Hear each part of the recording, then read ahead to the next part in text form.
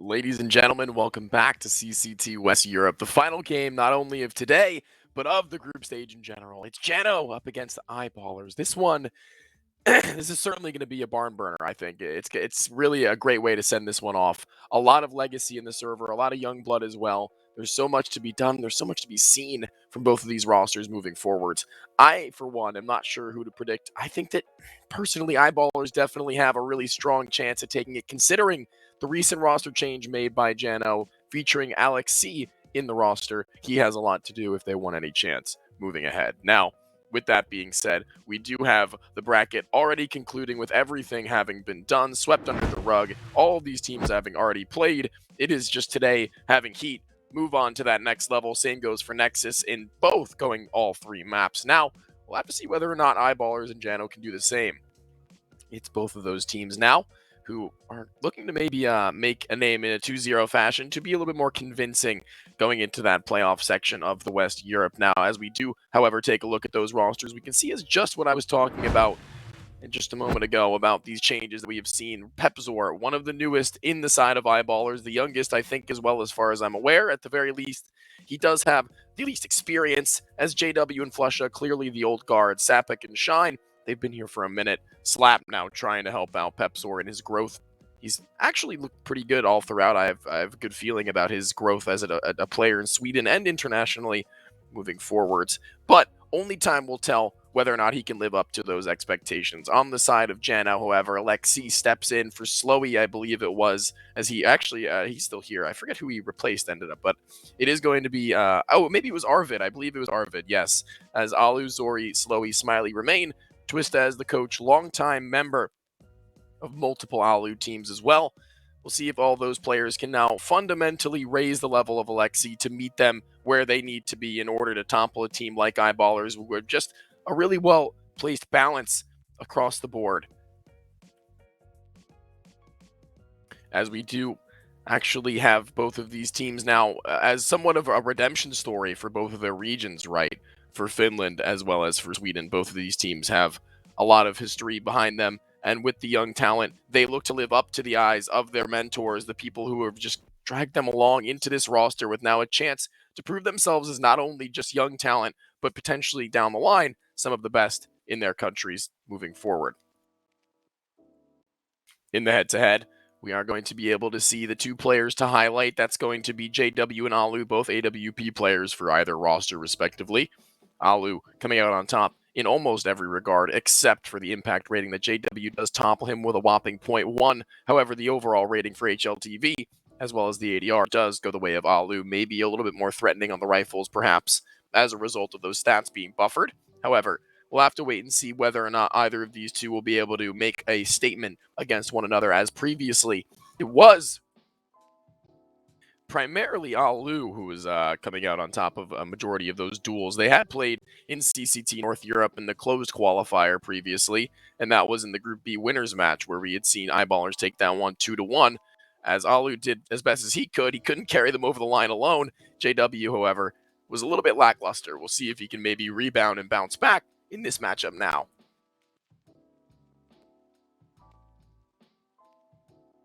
As we do actually have the vetoes ready and waiting as well. We can get those now for the public to know. Map picked by Eyeballers is going to be Inferno, Mirage just around the bend, Jano going with that one, and a decider of Ancient. A lot of these maps being picked in ban, a lot of maps that you would expect to see as maybe even deciders, instead being picked outright as the first maps for both of these teams. It's not going to be anything too crazy. It'll be downright to the individuals, well and truly. And funnily enough, this is actually going to be a pretty stark contrast to what we had seen last time around from these two teams. Anubis and Overpass were featured. It's also worth noting that Inferno is actually not one of Jano's best. They have a 0% win rate on 13 maps of it being played. On Ancient, it's Eyeballers who come out on top, and Mirage, a heavy 30% lead in the last 3 months for Jano as well. Whether or not it will be a matter of a best of 3 going the distance is for us to wait and find out, as there is still a little bit more time before we can get into those games. So I'm excited to see how these ones pan out. Anubis, certainly a map we've seen a lot throughout CCT, Not today, however. We're going to be waiting to see that one once again towards playoffs. This one a little bit more cut and dry, with Inferno and Mirage being so strong for both of these rosters in their own regards. I'm not actually too sure that I can predict a 2-0 here. I think this one might go all the way as well, thus completing the trifecta for the day.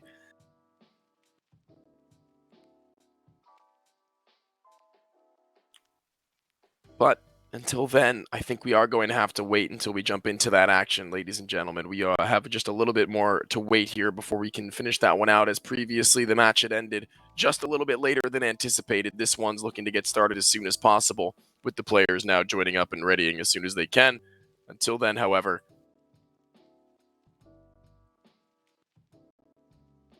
we actually are able to jump into the game, it seems, as everything seems to be underway almost miraculously. We're going to be jumping in just a few moments, as I hope you guys are excited for this one as much as I am. My voice is a little bit rough right now. I hope that it manages to stay throughout the game, but you're going to hear a lot of voice cracking. I'm very sick, and I apologize, but I'm going to give it my all. But until that third map comes around, not a whole lot to worry about. It's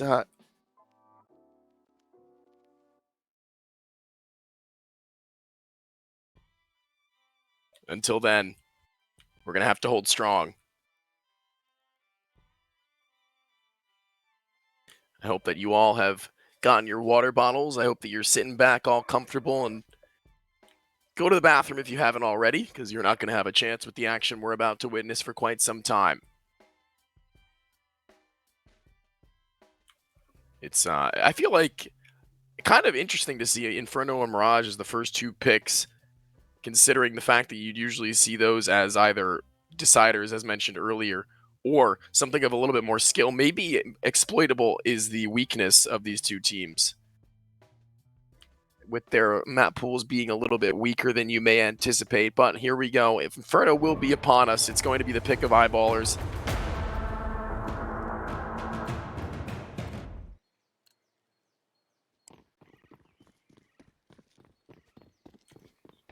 An HE, smoke and flash, all scattered around the map for the CTs right now. Tossing the one out towards Banana. Nobody actually there, eating a ton of damage. Only Flusha tucked into the corner. Shine looks to be setting him up late.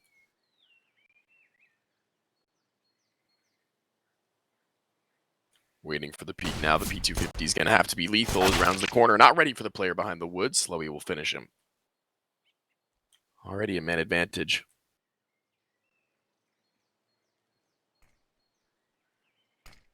Slow and steady now. Eyeballers gaining brackets control with a singular smoke and the last flashbang tossed out. They have no other choice but to scale up and through. They're already going through Archway, though, and Zori takes a gush for his troubles. Shine catching a kill, and another one found over at Archway as well.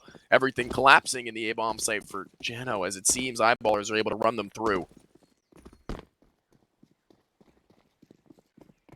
The rotation back and around. Through Banana. Quickly they scale. 2 men down. It's not looking great. Alexi and Smiley, the rhyming duo, have already crossed into the pit, and Alexi, already having found one, leaves his teammate a little bit isolated towards Banana side. Things not going to be going their way, though, as a double kill for both of these players means that Eyeballers find their first.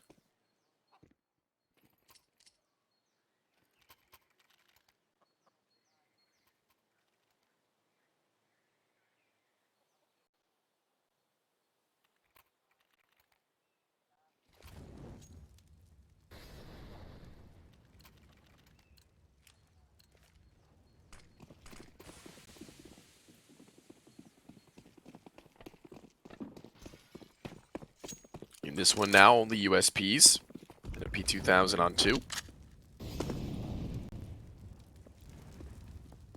They take Banana control, and they're being given it for free. Jano nowhere nearby. They've instead gone through the apartments. Bet by Pepsor, who's peppered them down enough to find 2 frags. JW here as well, and the SMG tapping away at a couple, able to rain his spray in for another, but Pepsor and he will clean up house.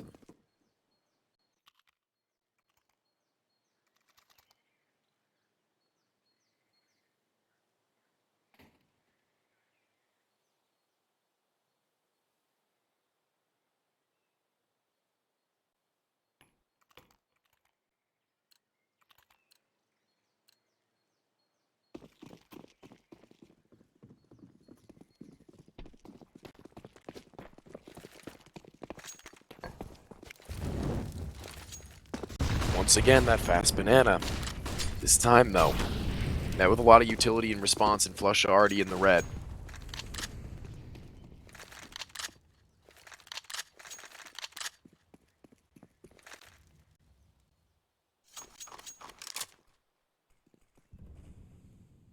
He's not going to be too worried about it at this point in time, though. He has teammates to pick up the slack.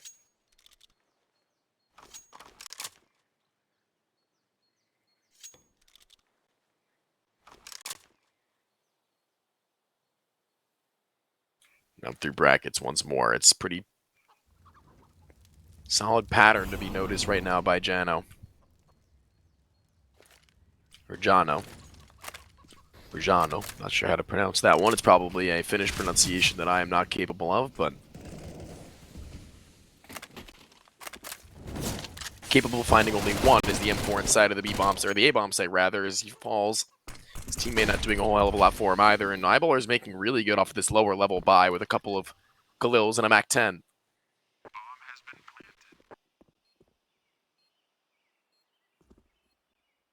Already only one man lost, and they convert 3-0, looking pretty solid, the Swedes. Especially if they can take some guns away, but they're so far. It's a little ways away from making that one happen.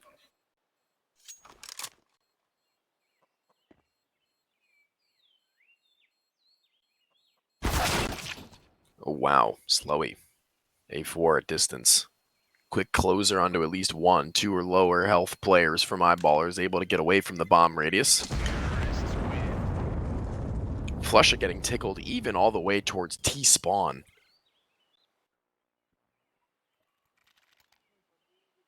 That bomb radius is certainly something.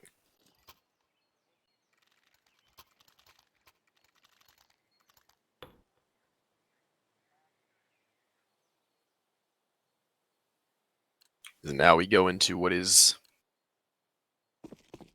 a force back from the CTs up against a slightly better purchase than the last from Eyeballers. It's not going to be impressive enough to have them head over shoulders above their opponents, especially now with Alexi finding a blind shot like that over the top of the Molotov. It's Sapik who now has to respond with a double. JW rounds the corner, the SMG, medium range proximity, but JW's reaction time is too quick.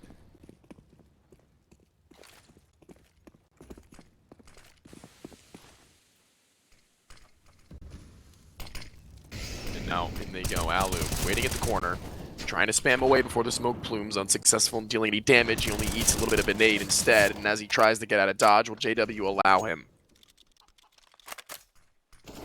He does. Only just.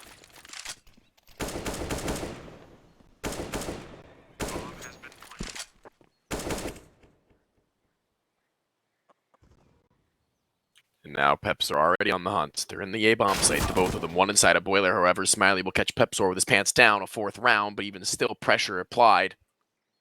But that's not going to be nearly enough. They need to start finding some rounds on the CT side. No up for Alu, and he's not going to have it into the next round either. They need to save.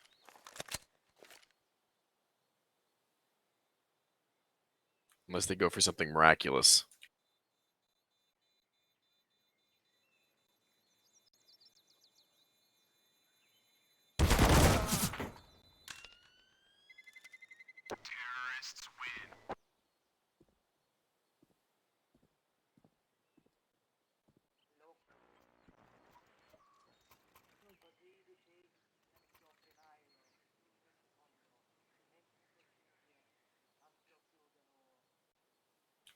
First tactical timeout of the series to be taken by Jano Esports.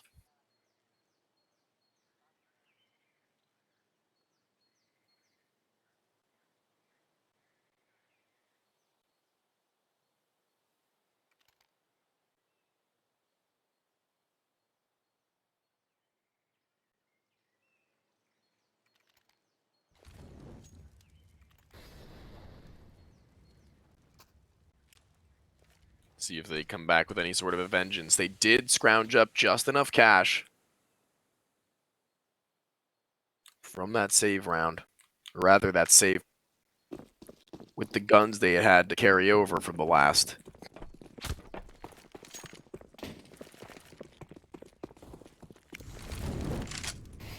AWP for Alu. That's going to have to be the difference maker here because JW has his as well.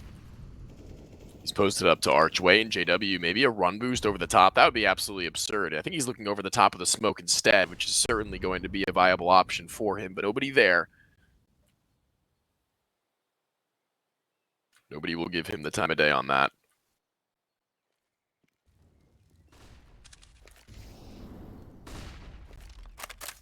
Here they come. Now Alu needs to reposition, needs to rethink his angle. Because soon he'll be in for some trouble if he's flashed off and away. JW in that same boat.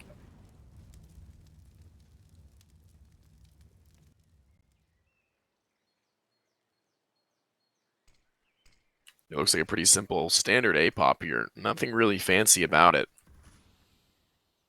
Smoke for Moto, flashes to go over the apartments in a few moments, and JW is isolated by the smoke even still, so I'm not quite sure what's going to be happening here. I mean, he might look to catch one late, but they have to be ready for both pit, lane, and site from this position, and that's not going to be easy to do. Luckily for them, nobody towards lane, and pit Smiley will reside, and Pepsor will deal with them instantaneously shine, and the site finds Zori as well. Easy as you'd like on that one, and that's going to be a forced save. Eyeballers 5-0. All three players already at B. They want nothing to do with this. Keeping the ball rolling are the Eyeballers. As they eyeball up that A bomb site, they take what is rightfully theirs, and Flusha, not Pepsor this time around, already onto the hunt. But there are three players behind him. They want to take these guns away no matter what. They're already building up a little bit of that cash flow. Why not? You can strip them of everything right now, Jano. One inside a pool, or two inside a pool. There are. Zori is there, Slowy is there, excuse me, and Lexi by his side. One of the two already dealt with as one falls away closer to the fountain. As Sapek looks to deal with him over the top, not gonna spot him initially. It'll be Alexi to capitalize off of that fact, and now falling back to New Box, Pepsor will not be able to spot him. The maps are on the top right of your screen as we speak. You can see that this map was picked by Eyeballers, already up 5-0.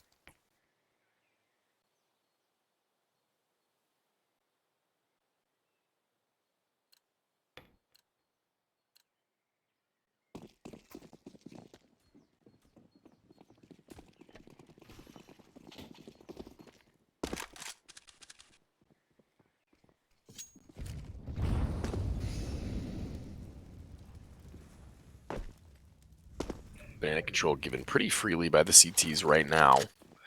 That nade won't have been heard though, and Flusha finishes it with a Mac 10.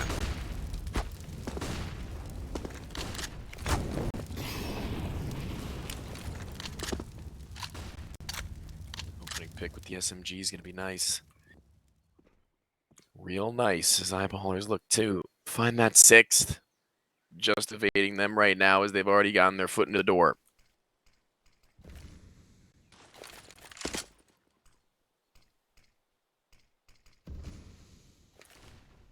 Pepsor is selling things over towards the A-bomb site with a molly and a smoke. It's not going to be giving away too many alarm signs, but even still, it keeps two players of the four around there. One cheating over to a rotation to Alexi now, who can stand on his own 2 feet for a minute. Anything more than that, I'm not too sure. Flusha already capitalizing off of that. One-man bomb site hole with his SMG doubling down, finding his third kill, putting himself to an even kill and death ratio as the bomb is planted, 2 men down, and already Pepsor onto the flank. Zori, no chance in hell to get away. As the last two remain towards A, another Eyeballers runaway round.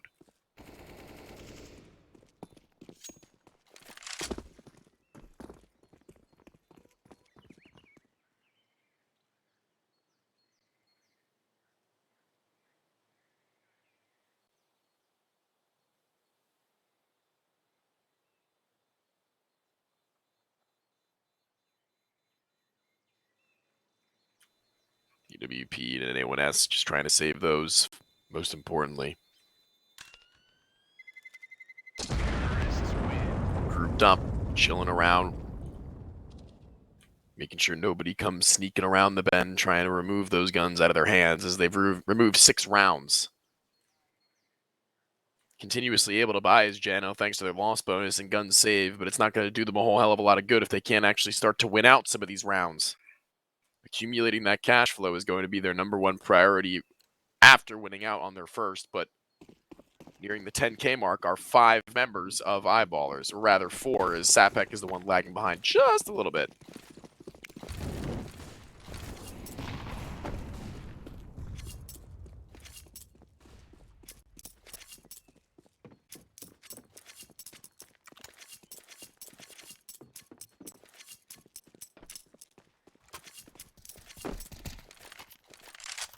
Playing a lot more slow and careful now, our Eyeballers, as they've been taking Banana so egregiously.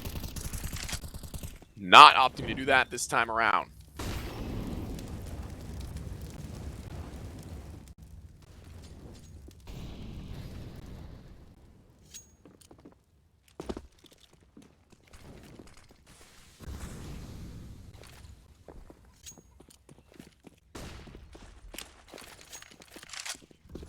Brackets is theirs. They look to execute pretty quickly off the back of that information, as now Pepsor from the apartments is the only one playing from that area. As Shine catches one phasing through the smoke, it's going to be from the pit that eventually one will need to activate and find a frag. Not able to do so. Eventually, Pepsor will take him down. Nobody else phasing through just yet. Still a man advantage as JW with the AWP swings onto another, but through the smoke boost over the top. A good 1-for-1, but even still a man advantage, still secured by Eyeballers with Alexi already made known.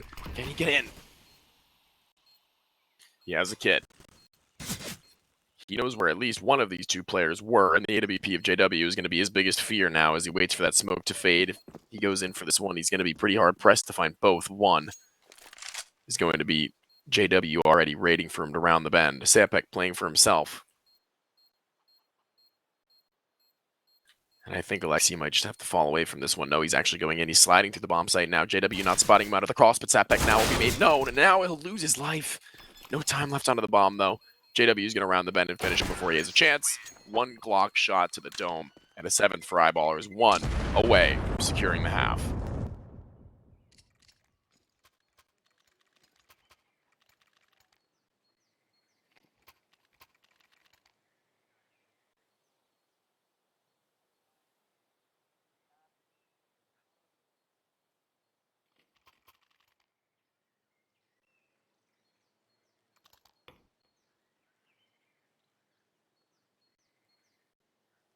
Another tactical pause. Jano trying to pull themselves together. Try as they may. 7 rounds down. Already on round number 8. Their money is still there, but it won't be after this round if they can't save just as many guns as they have time and time again.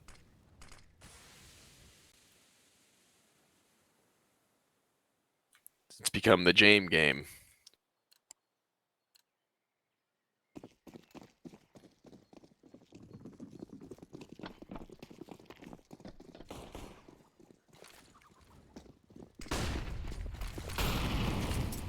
Top of corner, nades down, LXC and Slowy eating them.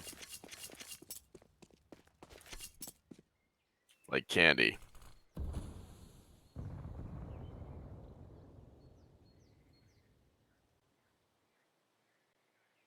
Smiley's already gone through the apartments, though. This is actually kind of crazy. He's going to hear the players inside of their spawn. He's actually going to have found Pepsor, so I'm not sure.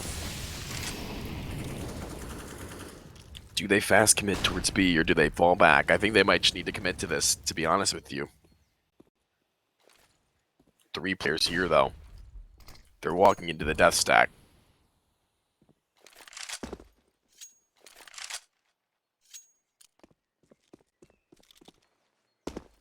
Back down they go, a minute left.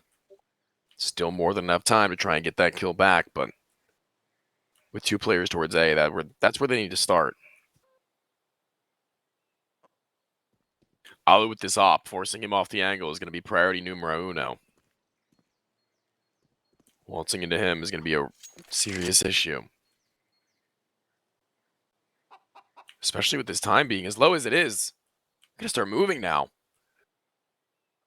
Smiley spotting Shine's head. Alu catching one, dropping him dead. Another into the apartments as his movement is sublime. He's on point with that one. Jumping around the corner back into brackets, though he uses his first. Smiley and Boiler already made known. Finished his flusher before he has the chance. And JW still working towards Banana with the sniper rifles. Just going to try and get out of dodge, stay alive, save it. And a first round finally posted by the Finns.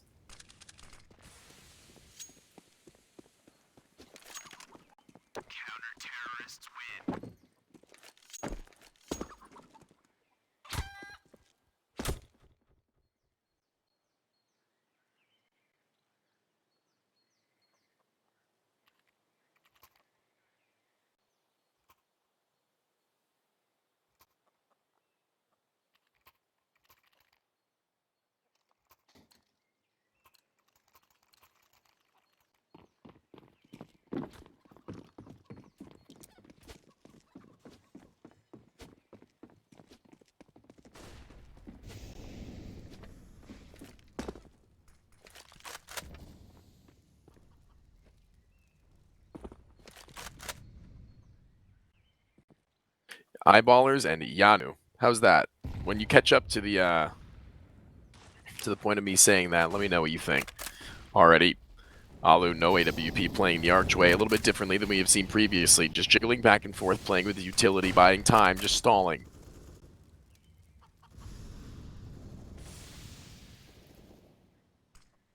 Flushing catches one through the smoke, through the wood, over at Banana. That's going to be an issue, a serious one at that. If they do have a player pushed down to the bottom of Banana, it won't really matter when they're geared up towards A. Molly's going to be good, though. It's going to force one back, ticking inside of the Mollies. Pepsor, will Zori have heard it?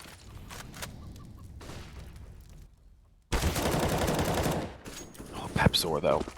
Still ready for the duel to go his way. Sapik finds his one, and Zori now stuck into the pit alone. Good luck with that one, my friend. It's Sapik, no less, to double down. And Jano now taking the last two players towards that B site once again.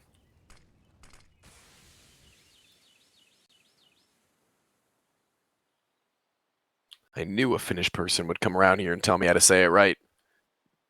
And boy, am I glad they did. There's only one thing worse than sounding like an idiot in life, and it's being one.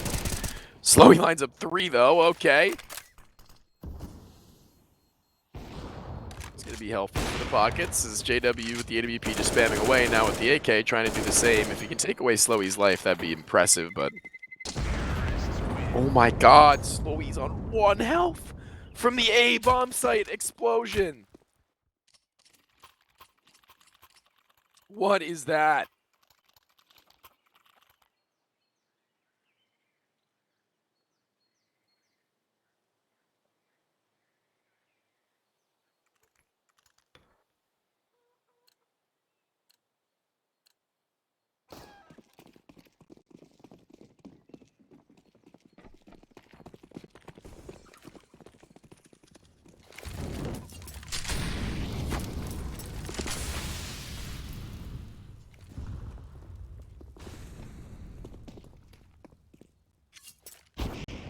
Posted an off angle, has Alu finding their first bomb loose as well, trying to jump back into the action to shine blind, though, is Alu on the next. Zori is there to refrag. Everything is going the way of the CTs as Pepsor a little bit farther away.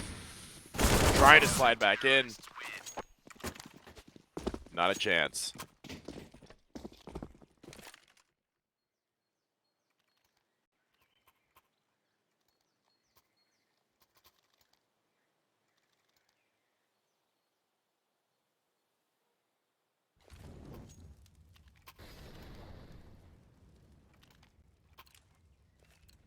It's also worth noting Mirage, the next map picked by Jano, is certainly a much more favorable territory for the Finnish side. That will be where they look to do their best work. Slowy blinds his opponent as he dodges the flash of the T side, but they lose 2 men in that process. The op not able to find him, though. It's going to be the A1S to close out instead. Zori with the op. A double op setup, as a matter of fact, and the 3 versus 3 could prove problematic onto a retake. We'll have to wait and see whether or not that one comes into play.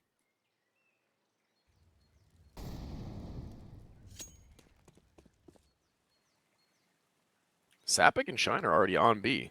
It's just the bomb that needs to be retrieved. I have no idea if Alu knows what's happening right now, but they are playing so patiently, passively, sitting on their tight angles. Alu not able to connect, not able to even fire off a shot, it sounded like. It looks like that op retake is going to be a little bit of an issue. Shine actually catching one, jumping to the Molotov over at Church. Smiley done for.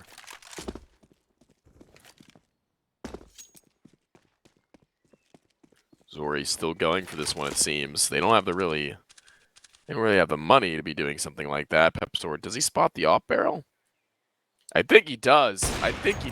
But Zori, too fast, too quick. A primary opera at one point in his career, I think just before this team, as a matter of fact, he was.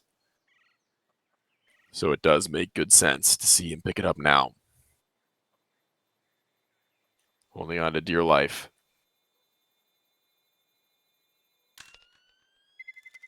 T-side, same story.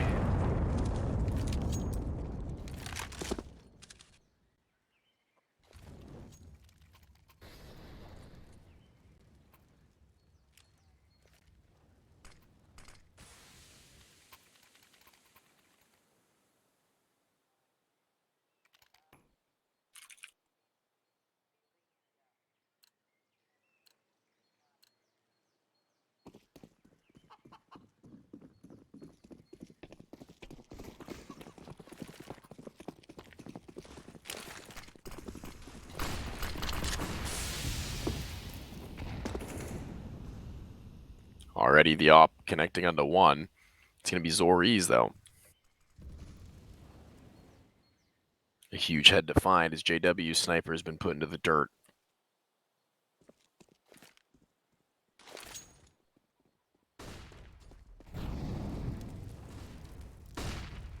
As they try and pressure A, they are not selling very much of anything, as still 3 remain towards B. Flusha just in time, backing away from those HEs. But one thing you can't back away from once you've seen it is Alu's AWP.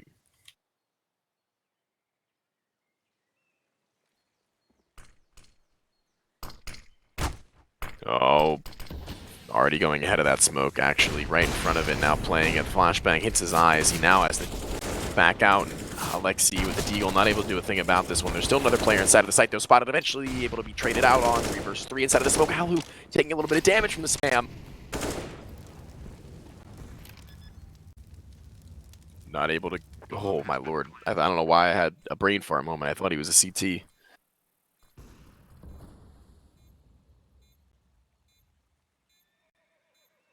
Now, double digits on the T side from eyeballers, it's not really great. It's not what you like to see. So you want to take this one every day of the week if you're Jano, but double AWP retake not going to be very favoring that much as facts. It's one side of the pit, one over the top. It's the rifle that does the trick, but Sapek still sitting in the back. The SMG doing the work. Flusha with a double, a triple in the round overall, maybe even able to take a 4th. Alu backing out and away, finds 1 kill, going back in for the next, has to really try and kill him now because that bomb timer is going to blow and he's going to die regardless. 1 HP, see you later, a 10th, and no guns saved from either side.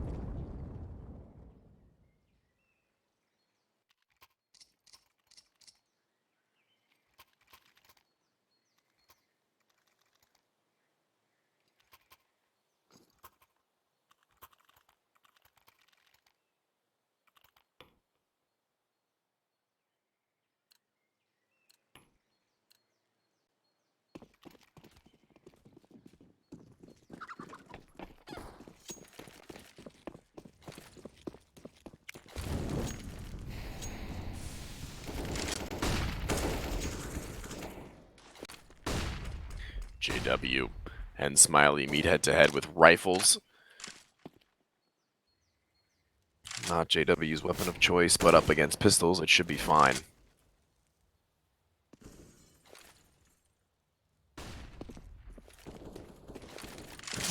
Relatively quick close to map number 1 here. Eyeballers are hunting as they get free passageway into B once they pass Zori.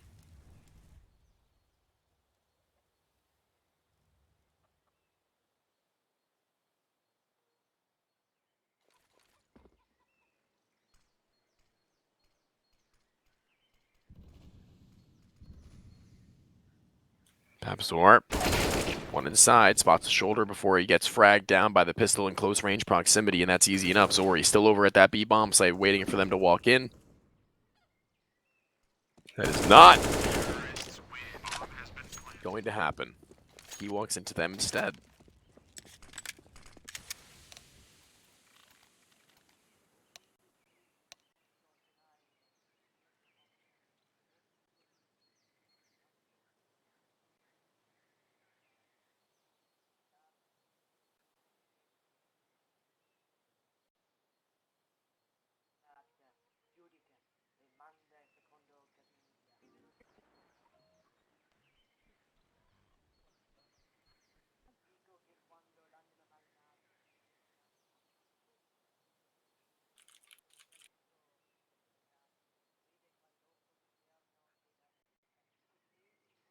Tactical timeout.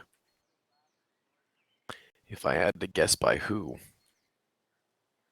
it would be Jano. It's technical, actually. It's a technical issue we're facing right now. Dropping from the server currently is one of the Jano members.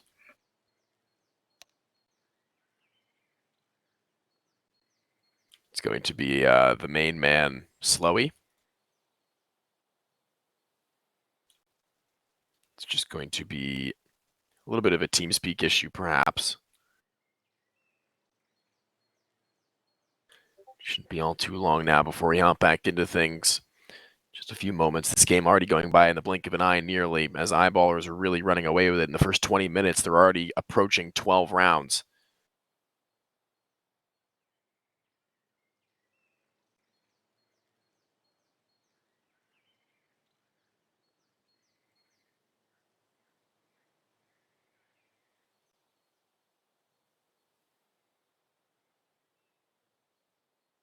As we rise above the wall, it's Jano who now have to rise to the occasion of Eyeballers now leading them by 9 on the T side of all things. That AWP from either Zori or Alu yet to do a whole lot. Heavy impact not to be seen, doing what they can, sure, but not going to be enough in the grand scheme.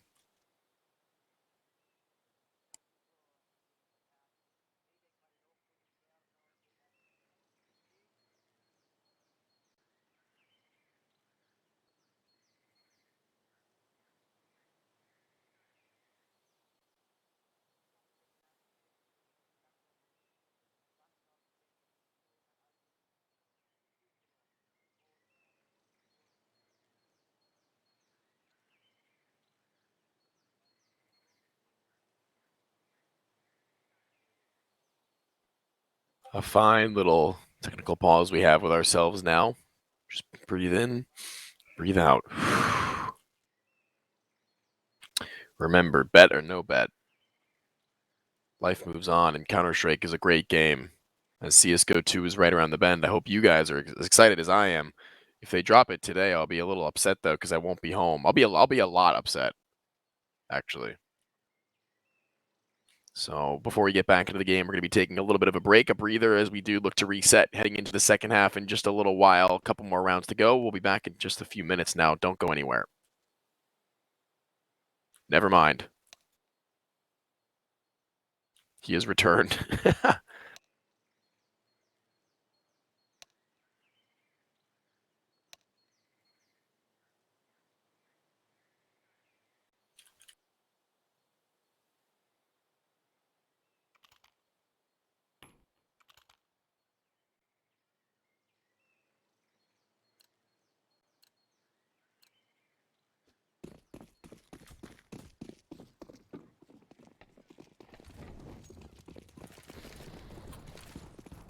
No time to waste. Jumping right back into the action now with a double up setup once again. Zori and Alu looking to make that one work. It has been very little success found by those as of just yet, but as I say that, Zori does strike first. This time not over from A, but instead over the half wall. B. Sapik does save the skin of Pepsor. That's really important because they were going to be really, really far down with a double man disadvantage. Or rather, a single man.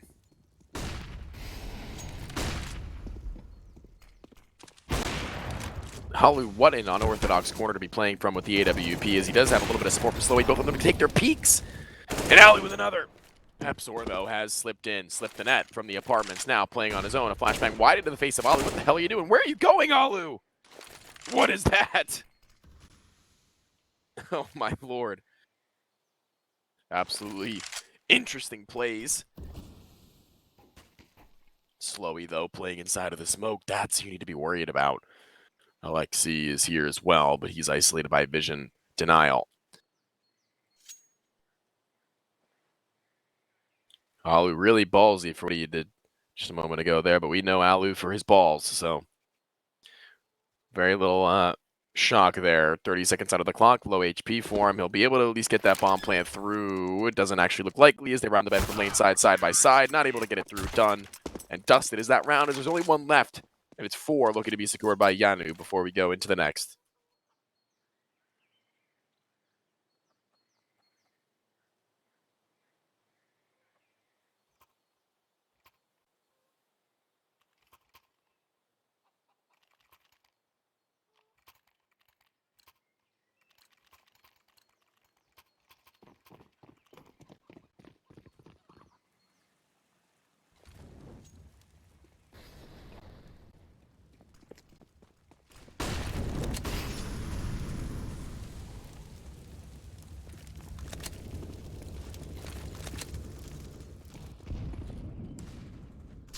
Already another attempt at double off. Actually, it's going to be the rifle center over the top of the half wall. Much less successful than previously. And Lexi is fully blind. Sapik able to capitalize onto a double before they execute into B for free. Nobody able to rotate into the site just yet. Alu will do what he can, fighting through it with an HE. That is solid from the side of Eyeballers to secure themselves a 12, unless the impossible can be secured by Smiley, who will be smiling from ear to ear should he be able to pull a 1 versus 5 and a post plan off with a FAMAS. A FAMAS. A FAMA. Just kidding. Shine! Not going to let him do even that. We go into the next half with a substantial lead from the Swedish side of the Eyeballers, who have really made this map their own, as anticipated. So we'll be right back in just a few seconds before we hop into that second half. Don't go anywhere.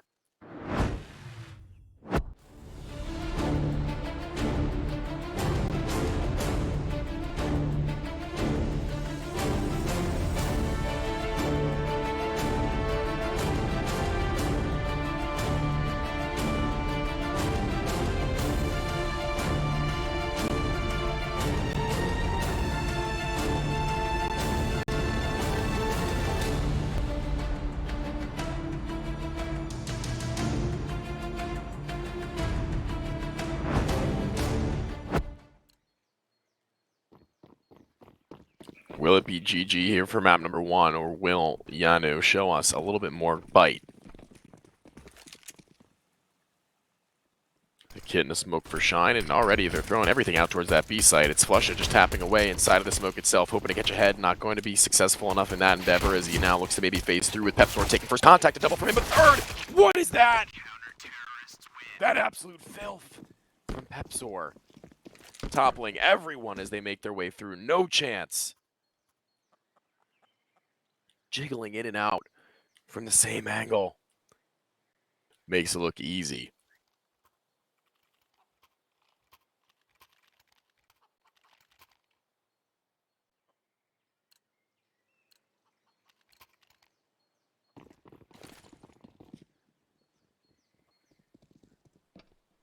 Nice little overhead view here as we shift our attention towards Banana side with Flusha at the helm with an MP9.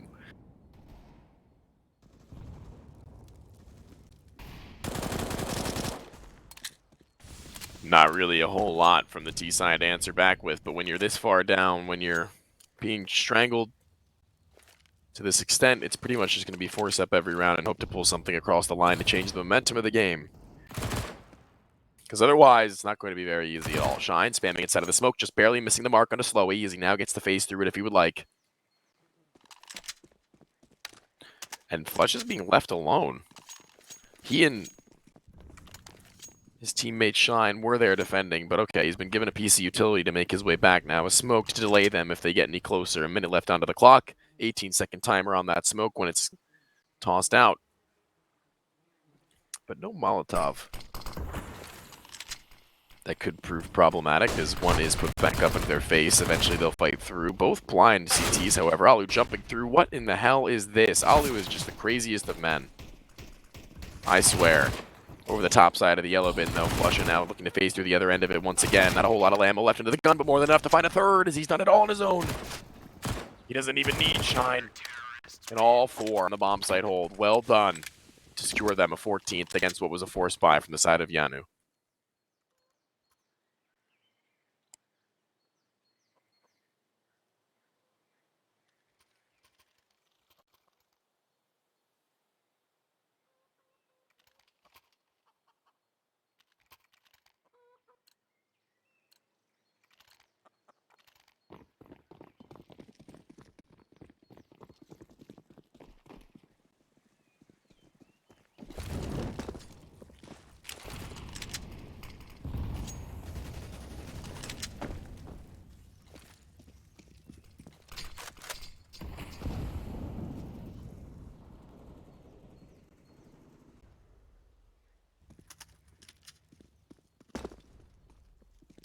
Right inside of the smoke once again is Slowy. I'm not sure if Shine spotted the toes.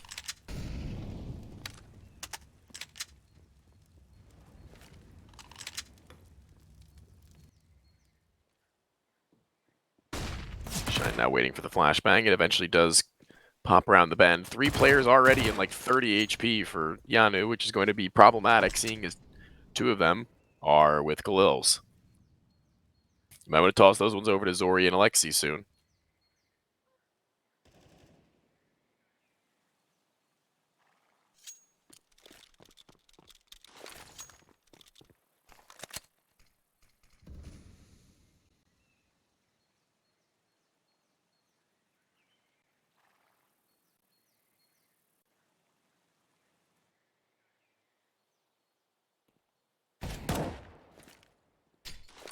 Now tested as JW, Nate onto his feet, playing on his lonesome over at bracket side, really alone in terms of support. Maybe a flashbang from Pepsorp soon enough, but time's really of the essence on that one, and I think it's expired. Blinded, fragged, 15 onto the clock, trying to get into the site for a plant. Flusher with only an SMG at range, trying to get them from the top of the balcony. Instead hides inside of the apartments as Pepsor now plays from the pit. Playing off of one another to perfection, it is still going to be Zori who slips the little bit of room. The gap has been created enough for at least $800, but that is yet another round to find them on map point. On map number 1, here the pick of Eyeballers on Inferno at 15-3.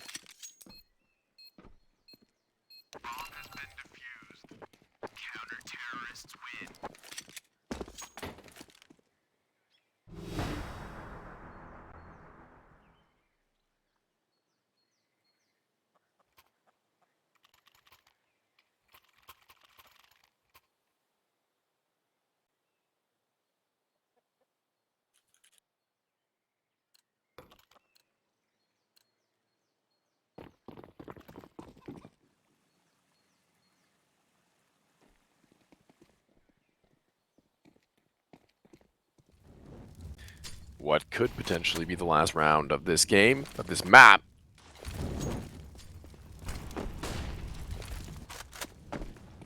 That's a good opener to keep them alive. Smiley with 1. Flush immediately back to the bottom of the banana smoke, though. Slowy is dealt a dirty hand as he doesn't even have a damn chance into that one. It's now going to be a 4 versus 4 where the CTs have full control of the bottom of banana, and Pepsor might find a duel with Alu in a moment as he gets closer and closer, inching into the crosshair. Pepsor looking to fight back into it, spotting the shoulder, not able to finish it. JW next up at bat. He is even less successful than his predecessor, as now everything has fallen to the wayside. A 4v2, something not familiar to the Eyeballers side, and Shine looks to make it even farther so as Lexi is already low. Not able to finish the job, though.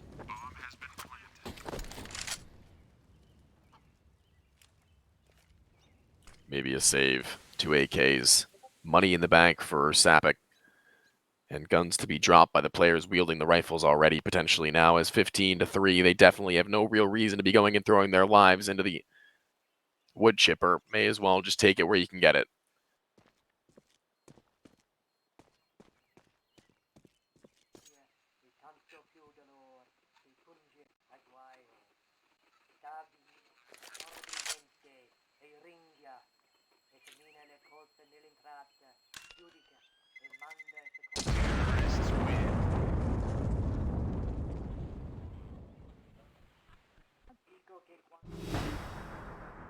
Bomb detonates, and now they have one more real chance, the CTs, to take this one here now if they so please.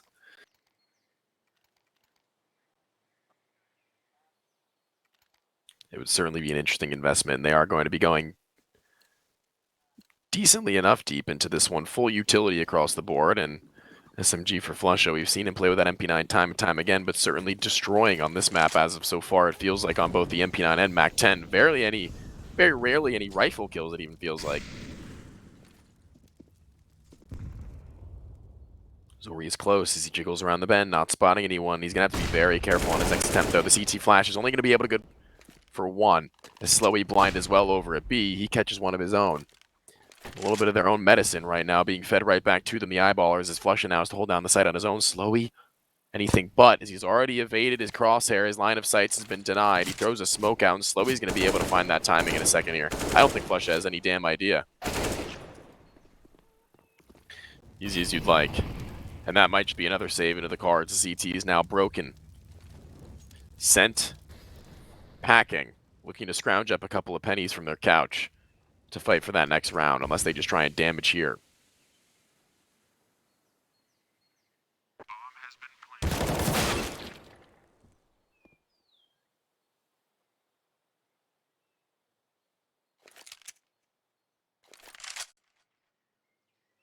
Only Pepsor left standing. An AK and a dream. He has quite a lot to do, though, here.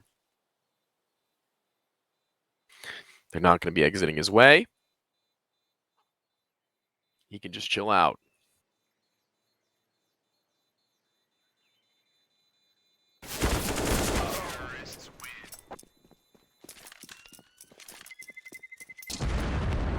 Now he can chill out on ice, as he's been fragged. A full save likely here with a 2-round loss bonus from the CT squad, making sure they keep their economy in check and they don't let this one slip. Of course, overtime 10 rounds away, and that's anything but a realistic idea.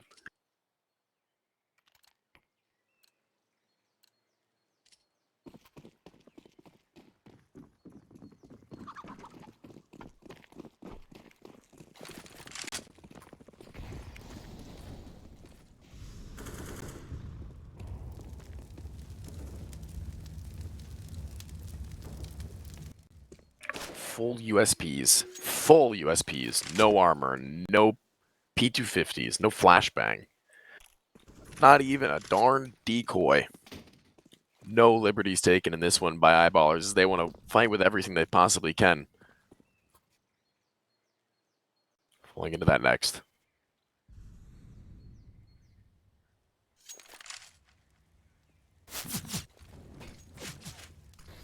That over-under on Flusha's 32 kills. Certainly looking pretty darn good right now, I'll tell you that much. It's not something I was believing in earlier on, but Alu phasing through a smoke. Alu's been making bad decisions this game so far. That much has to be said. He has been making some seriously poor decisions this game, and luckily his teammates are able to clean away this round. But in terms of the game so far, he's 15 and 14, but even still throwing away his life more than he takes them, it feels like.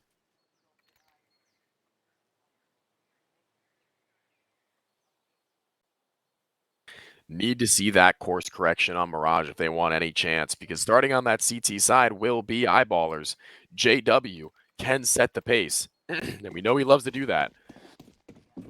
And Opper, highly regarded for his pace setting, his slow and methodical peeks around corners with fast reaction times that are his aggressive, unorthodox fight up in your face.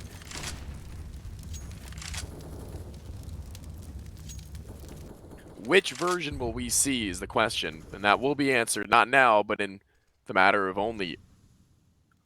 minutes if eyeballers are able to close the gap now and tighten and lock the doors on this map, which should in every regard be theirs as of right now.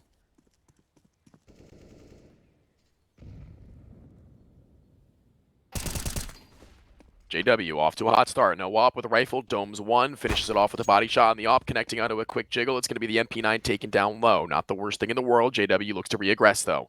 Picks up the molly, slowing just around the corner. Will he be able to find him? The answer is yes. Easy enough as now brackets control is there as a 4 versus 4 with 50 out of the clock. Where they decide to head.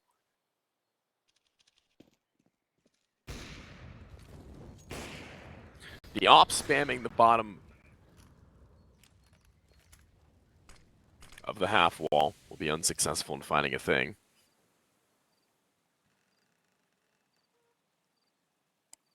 Although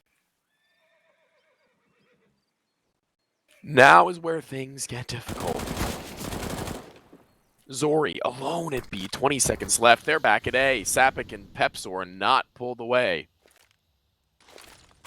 One fight into another in a moment now as they do have to start jumping in with that bomb. Alu making his way up lane, still not spotted as Pepsor. His teammate's been dealt with. Alu in the site with his compatriot. If there can be a spam for the spots, bomb denial, not going to be the case, but damage dealt enough. Oh, his teammates need to be able to finish the job here. One bullet on any of these players. Shine, even looking to phase through the smoke right now. Flusha catching a little bit of a sound cue, perhaps. Kits on one. Do they go for the save right now? They do. They are. Wow. Pepsor really did everything he possibly could in that round to give them a fighting chance. They have no idea how low they are.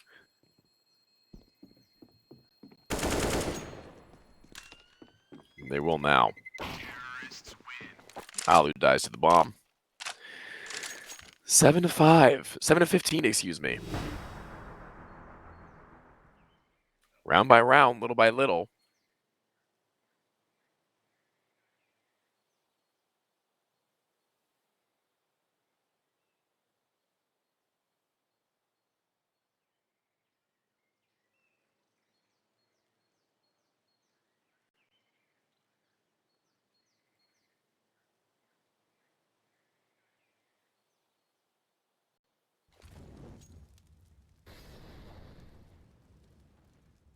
Eyeballers pause.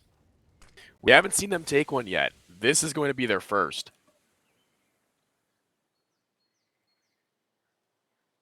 A real attempt from them now to try and readjust to what's been happening to them, not allowing the momentum they had gained to go to the wayside before Mirage around the bend does come our way.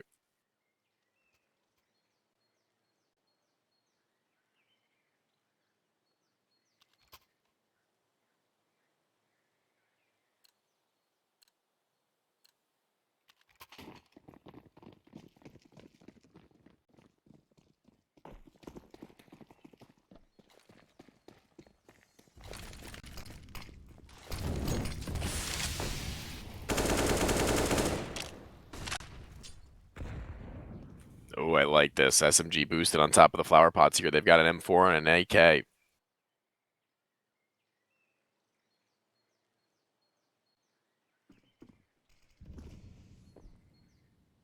This position could be potent if they do waltz in through mid or boiler, but they're not really spread like that.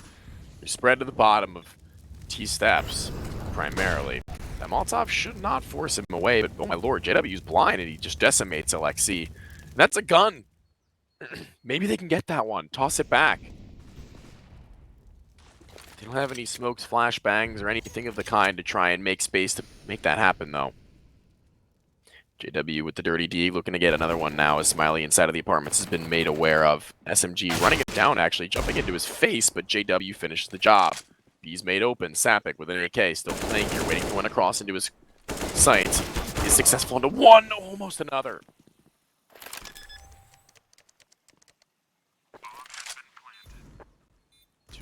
Armor on to Shine. They definitely can make something of this if JW's body is made good use of. Both players are in the site itself.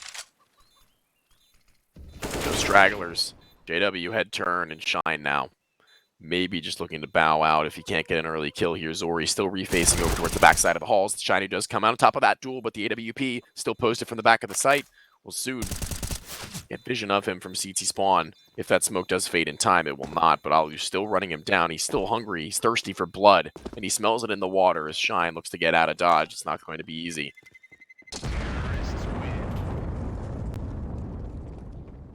He's gained enough distance, though. Thankfully for him.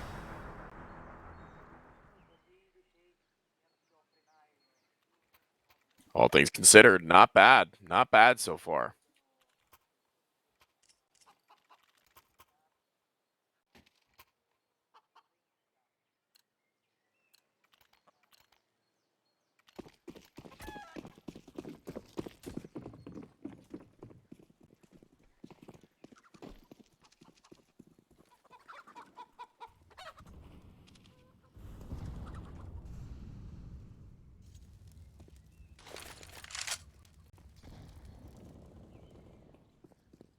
Off the op.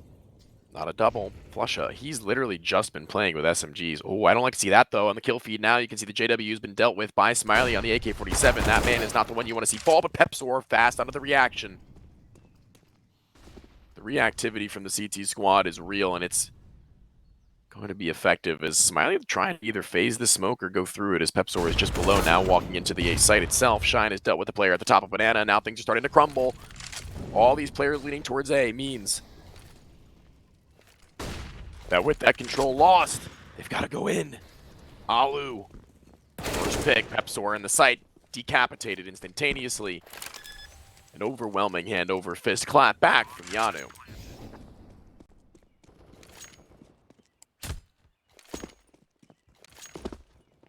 They got to close this game now, man. They got to close it here. Eyeballers letting this one get way too close for what it once was.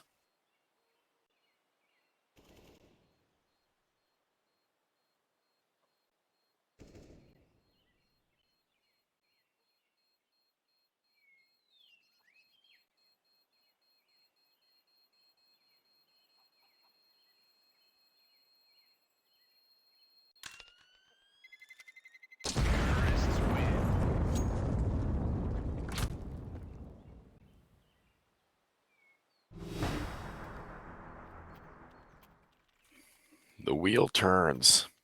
The wheel spins. So does the globe. And so does time as it begins to run out now for Eyeballers as they try and make this one cut and dry. They drop guns around, swap around the AK-47s with the M4s, make sure everybody is well enough equipped to make this one happen. JW not as successful with the sniper last time. Perhaps the M4 will do him a little bit better now.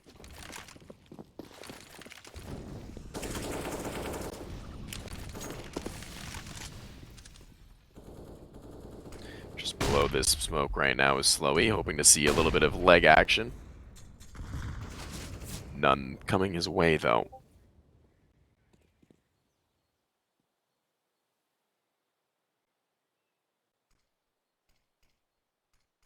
Banana controls his. A molly being jiggled from CT, and once Shine deploys that one, there's no going back. Flush only has one more smoke.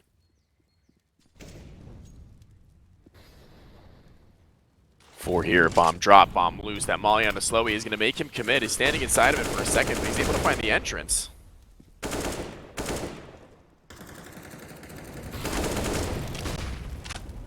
Weird but effective Molotov I like to see. Slowy with the first and the second as well as he shuts eyeballers, out of the sight entirely. 10 to 15. Come on, guys, pull it together. Things really not going their way as their loss bonus now accumulates, grows larger and larger. They want to hunt them down. Jano want to make sure they can't buy anything.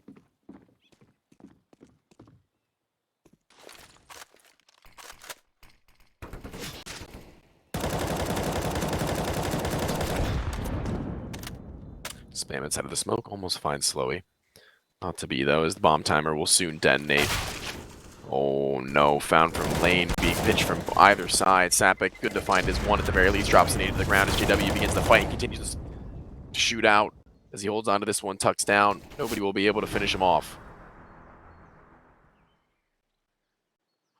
Do they go in again? Flesha loves to play with that MP9, so I mean, the money would not be a huge issue. He'd be able to drop over a FAMAS and make this a 4-rifle round purchase, but I don't blame them for taking a little bit of a lighter course of action.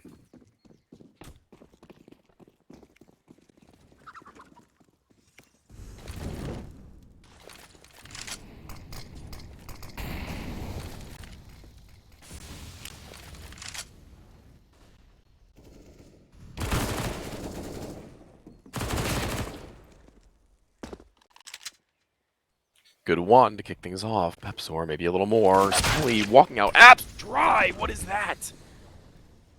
What are these Finnish players up to? They have no fear. Another one, and it works. Of course, only up against the Deagle, but these guys are maniacs.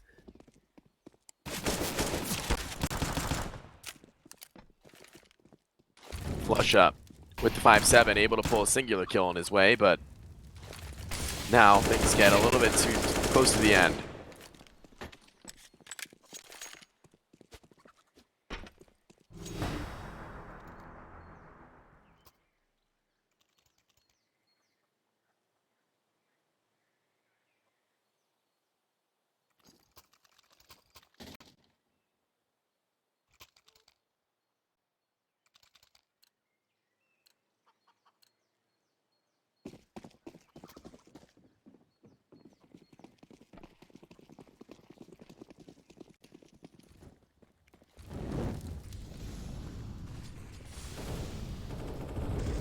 Blind catches Flush off rip. That's a bad look, as this game's gone from 12 to 3. Actually, I think it was 13 to 3. To now this. No, it was 15-3. It was 15-3. Now we're looking at 15-12. JW not able to kill. Alu will do it for him. Pepsor with a lurker dealt with over at A, but it's... Oh wait, they're going back to A. Both Eyeballers players are here. Pepsor was not expecting that. Now JW kind of has to try for a clutch. High HP player dealt with. USP pulled. They have time to go back, but he has the bomb. And Alu, is this how he closes it? A 1 versus 3 right at the corner. That's going to be the closer. Okay. Unexpected turn of events, to say the very least. 16-11. JW to close it in a 1 versus 3 effectively as both players rotate to save. Not exactly the way that you expected that one to pan out, and the same can be said for me. However, just as exciting nonetheless as we head into that next map, Mirage. Eyeballers able to close out on their pick here on Inferno. 16 is the magic number, and they've acquired it. It took a little while, but nonetheless, a win is a win, and they hope to close it out 2-0, perhaps before heading to Ancient in just a little while. But before that, we have a long ways away till that point. A whole map of CS left to be played. Don't go anywhere. We'll be right back.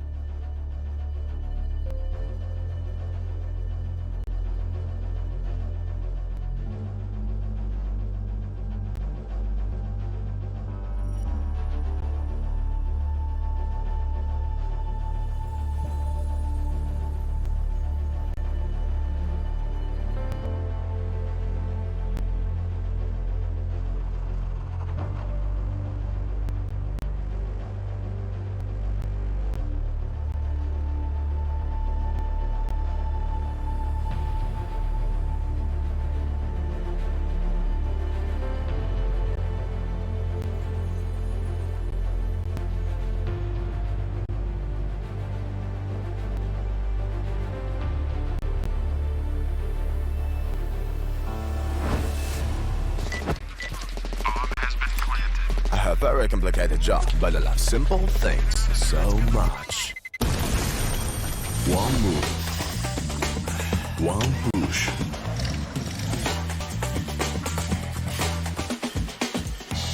One touch.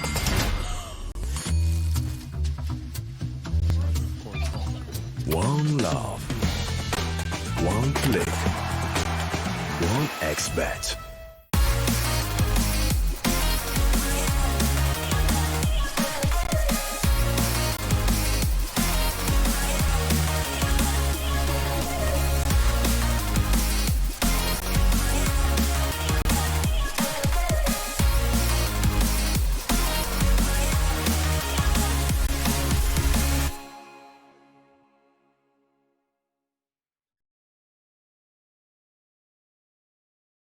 Are you sick of just opening cases? Join the events! At each event you can find special cases from which tokens fall. Tokens are your ticket into a world of unique awards. For tokens, you can buy a skin, premium, or special balance. Try your luck in the skin generator. Also, you can leave your tokens at the token vault, and the more tokens you keep, the better skin you'll get. Add variety to opening cases with Hellcase. The hunger for glory feeds the desire, the courage to look for a challenge, to feed your ambitions.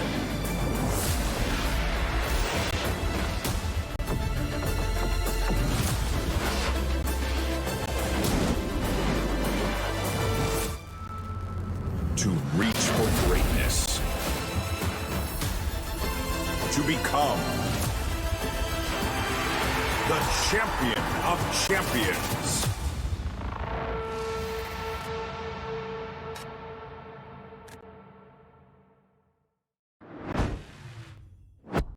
All right, Counter-Strike fans, I hope you didn't go anywhere. Map number 1, the Eyeballers pick going their way, Inferno, 16-11. A very, very solid statement from the Swedes to begin with. 15-3, though, to a 16-11 result. Not exactly ideal. You want to be a little bit more proficient than that in closing out your matches, certainly. However, moving into this one, it is going to be more favorable to the side of Jano, as they definitely have the winning percentage over the last 3 months on this map of Mirage. So that's going to be where they look to make this one happen with an Ancient Decider. That's where things are going to get all spicy. We have no idea what to expect from these two teams on that one, but before we get back into that one, it's going to be just a few moments as we wait for these players to hop in and ready up. It's going to be a banger of a map to see whether or not Eyeballers can close it out here and now, or if Jano have a little bit of fight left in them.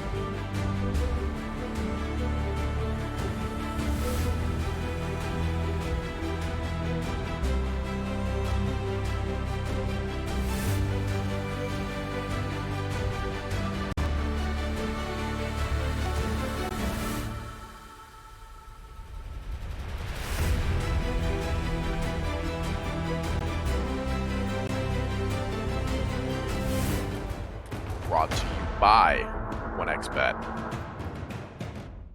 This matchup now taking a turn from Inferno now to the much more scenic route of Mirage. I say scenic, what I mean is dusty as hell, because the original dust is now no longer. This is our best resort. A decoy being sent to the roof of the A main as they go to contact out 2B. They still have 3 here at the side of Eyeballers, which is going to be incredible considering the fact that JW has a set of dualies, and that could be everything. Players on either side of the window waiting for them to jump out. It's going to be JW to strike first. First kill to be his. The second not going to be for initially. His headshot will connect, and Sapik and Shine will capitalize off the rest as they fall in line, as it is going to be 1-0. Eyeballers already off to a hot start with momentum gain on the pistol round here on the CT side of Mirage. Really well done. I love to see how they make good use of those dualies across all these different maps. I feel like more and more we see that one come into play, and that's definitely one of the more interesting positions to put it as well. I think the earliest sign of dual Berettas being used, the absolute earliest for me, like in a professional meta at a really high level at the very least, was Stanislaw when he played on Team Liquid. It was on the balcony of Inferno Apartments.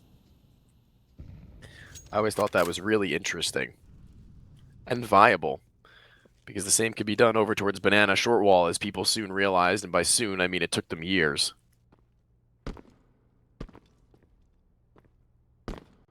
Not exactly an innovation of stellar proportions as JW jump spots and sees nobody in the underpass, holds back to the top of mid, and while he does do so, he connects with a deagle shot to the shoulder, and Slowy is already after connector. He's taken his teammate down and fragged over at the stairwell, but Pepsor with 2, a double. Well done, but Alexi at the deagle at range, able to connect before the smoke plumes. And now JW left to pick up the pieces. One player inside of the site is Alexi with the bomb, just looking to stick that one and put it down and through, as the last player left remaining has to come back from A main.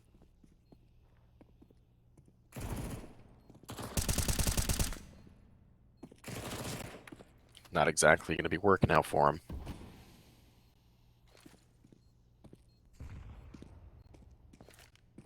The retake should be relatively easy now as he sets up his lesser weaponry equipped teammates to go back in and through. Only one more left. It's Tetris Alu.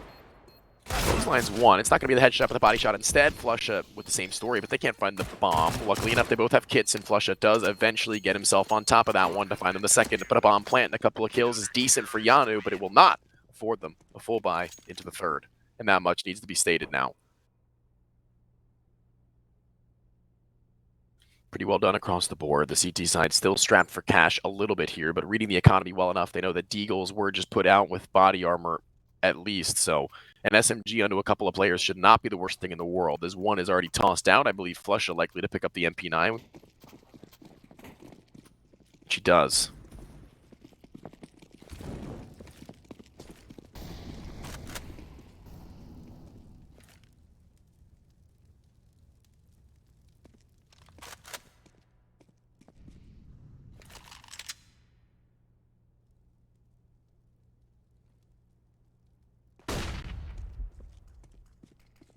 Flash to the top of mid sees nothing, and that's going to be the alarm bells ring for A.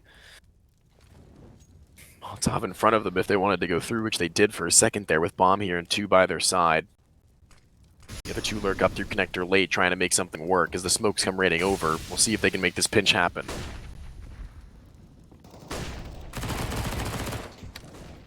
Flusha not allowing anybody to slink out through Palace and through the ramp. Pepsor has dealt with the last point of attack from that area for now, as the bomb needs somebody to help from stairs side. Shoulder spotted. Flusha not going to be communicating that one out just yet, though. An M4 from Slowy. That's going to be the serious difference maker.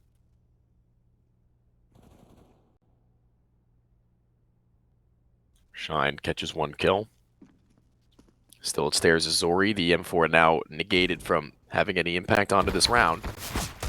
From either side of the map right now, nobody having any success from the side of Jano other than Slowy. Initial kill, getting that M4, not able to do much with that. Everybody else will fall immediately following as 3 is secured. The buy can now be put through from Jano. The money now starting to accumulate from the CT side on a bonus.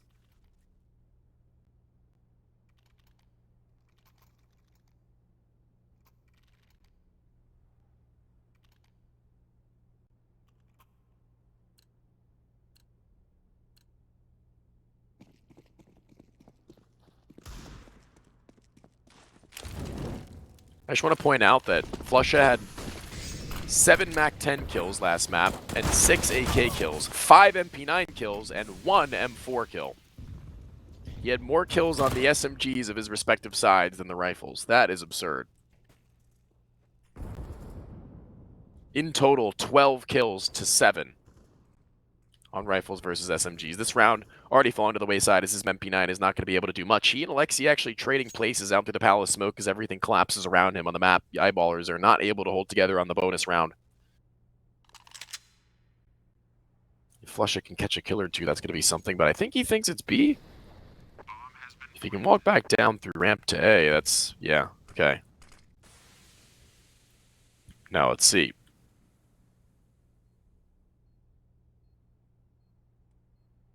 Some exit kills could be pretty big. Could be really big.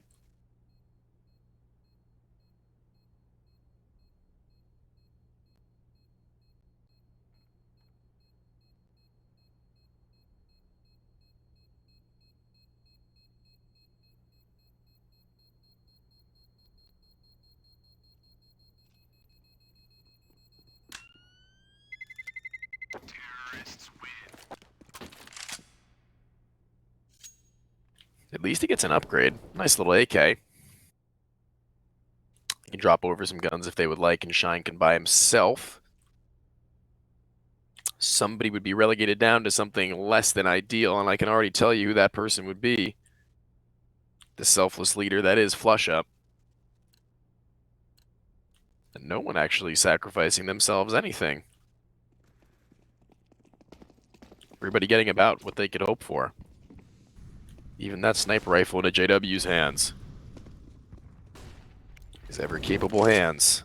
And as I say that, he strikes. Makes it look easy. Makes it sound easy as we hear that one ringing through around the map. The op makes a boom. Jano now looking to regroup and reassess the situation now. 4 players spread across the map. 2 will regroup and spawn as 1 is set to either extremity looking to make something work, because they do have apartments control now.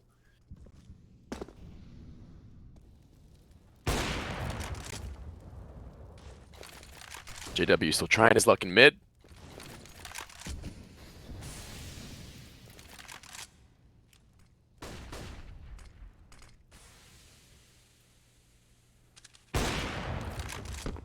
Not able to hit anything just yet, but that jump spot still inefficient, relatively speaking. He's not really spotted a whole lot with it. And they've been able to go up through connector quite consistently and catch his teammates with their pants down.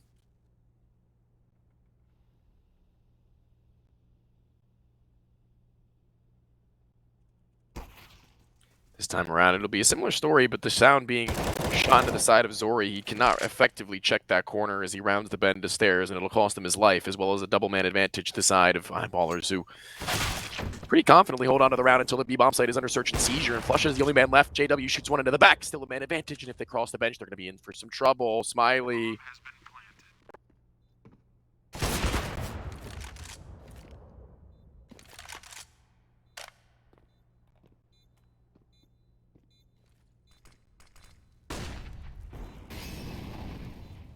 Now, as they try and fight back in and through, it's really going to be Sapik, the linchpin, spotting the head, figuring it out over it at jail. He's locked down.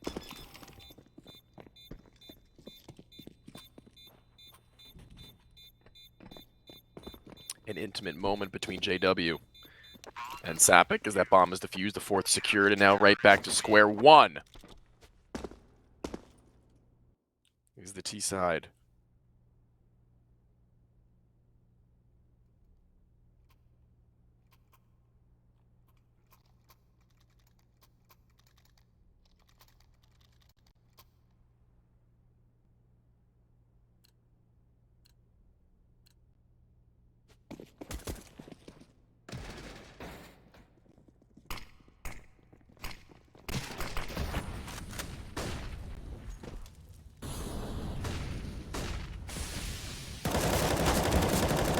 Mid over the catwalk, it's double spray down from Flusha there, finding both players as they aggress up through middle. The AWP waiting to peek into a con player, waiting and ready for him. JW now only inching back and away as Pepsor might catch the lurker out through the balcony, and if he doesn't, he's going to be in for some trouble. Spam through the floor.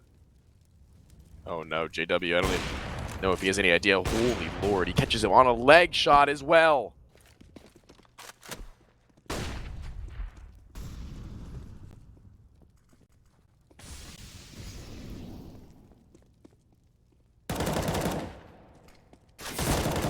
Flusha looking to maybe complete his ace now. He's already gotten all four. Alu's head spotted and Flusha.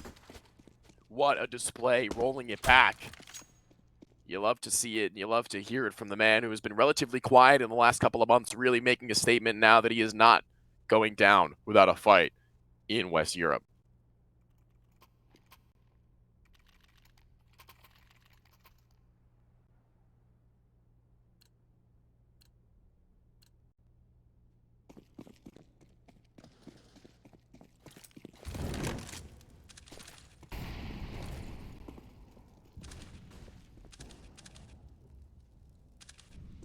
AWPs, two of which are now thrown into the fray. Pepsor with one. I've actually never seen him off. Today's the day.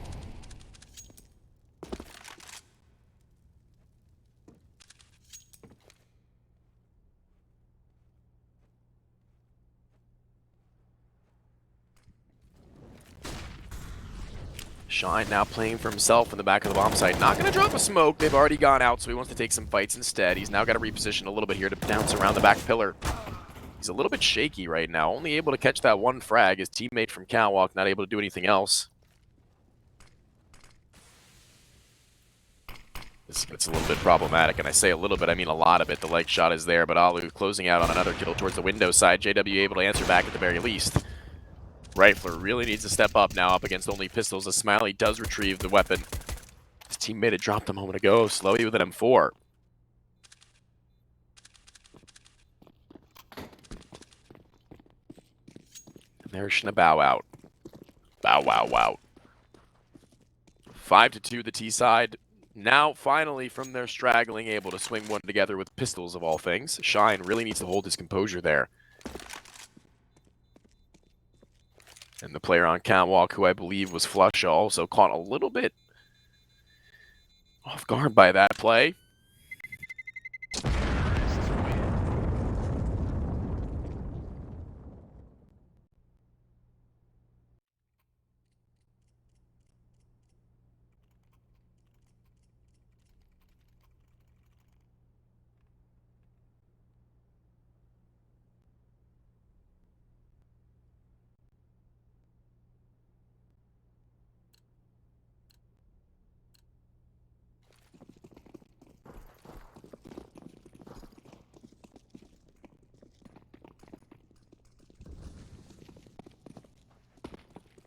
Fast to be again with a couple of bodies. It's the M4 to take first contact. Zori up at the lead. Taking point, listening. Waiting to see if anything will come his way. If they spot a peek from the top side, he'll likely go in for the wide swing off the back of that one as the up. Maybe looks for a peek. This could be, oh. Well. What's the opper, supposedly, that they now know of being dispatched of, picked up by Shine. They know he was playing here a moment ago. Zori not showing enough skin there to give away his position. Everybody else playing pretty accordingly around the map, slow and steady from Jano, not really giving up a whole lot. Now Zori playing at the corner. If he goes a little bit too wide, he's just looking into the wall, he'll be done for. But JW's op yet to be discovered. Will it be in just a moment is the question, though, as Sapik plays around the con smoke. Deagle in hand, one playing off of the other.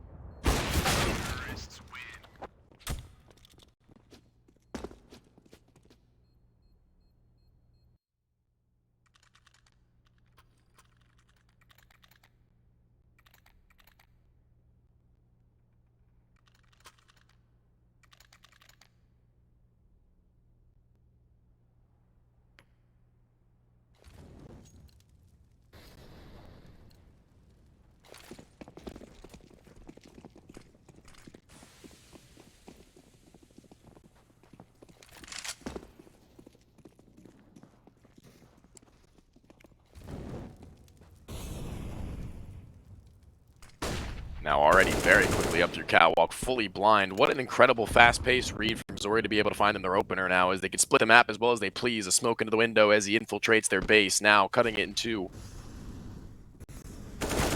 As he does the same to Shine.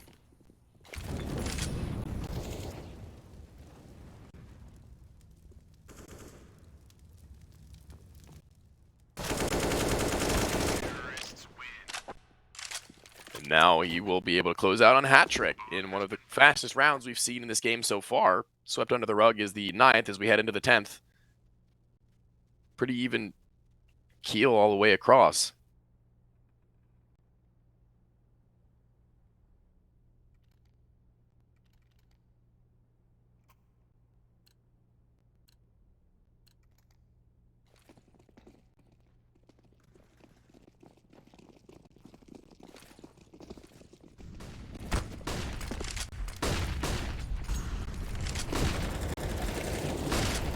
Already a lot of gunfire going the way of mid, but it's only coming out on top of the side of Jano. They are just shredding the CT defense right now. Another double up setup. Decimated, but this time it's in the earliest stages. I said the last round was the fastest we might have seen in the series so far, but this one is a close second.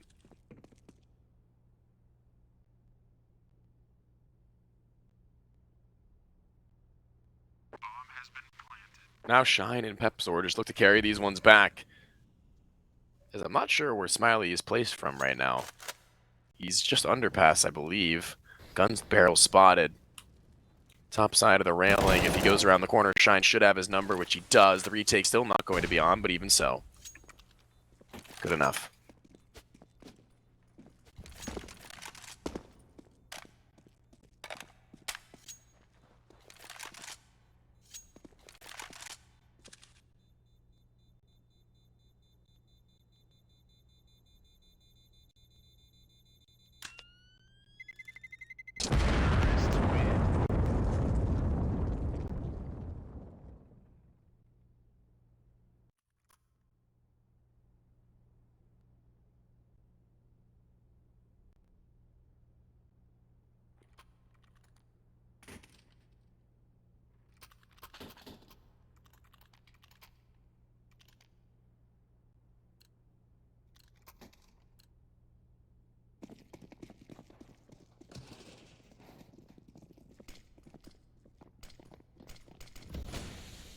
Out and around with these two ops. We'll see what they can do with them. Not really doing them a whole lot of good so far. The fast cap peek from JW denied by the vision of the smoke. By virtue of Jano continuously pressuring them earlier on. Now, things have gone a little bit slower. JW sees a shoulder, flashbang off the wall, timing shot, not going to connect. Now they know the position of one of the two. Not sure if they know the two were in play in the first place, but now they do. Know of at least the position of JW's.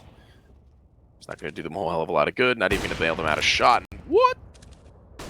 That was fast as anything. JW, good equalizer. Deagle, Zori, looking to jump out the window. What is this? He is very impatient at that point. Second player at the windows, Slowy with his back turn. Shine able to put him into his grave as JW's caught yet another. Pulling attention away from the van at just the right time.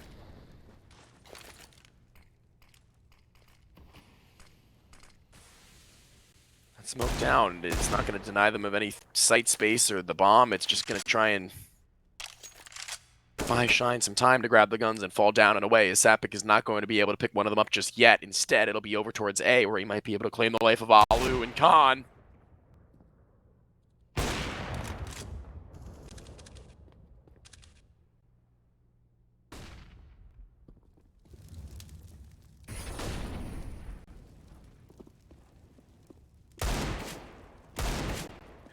Now it's looking like a pretty solid answer back from the side of Eyeballers on a round that was never supposed to be there, as I say that, but Alexi, new man on the block, really doing his good. He's tapped onto it, not going to stick though, 3 seconds out of the clock, and he's not even going to go in for the plant after the fact. He loses out onto the round as a result of it, as Shine slips in and through, picks up the AWP and wins it out for the side of the Swedes, as now they've got money in the bank. The T side, the same story, but a lead from Eyeballers they look to extend.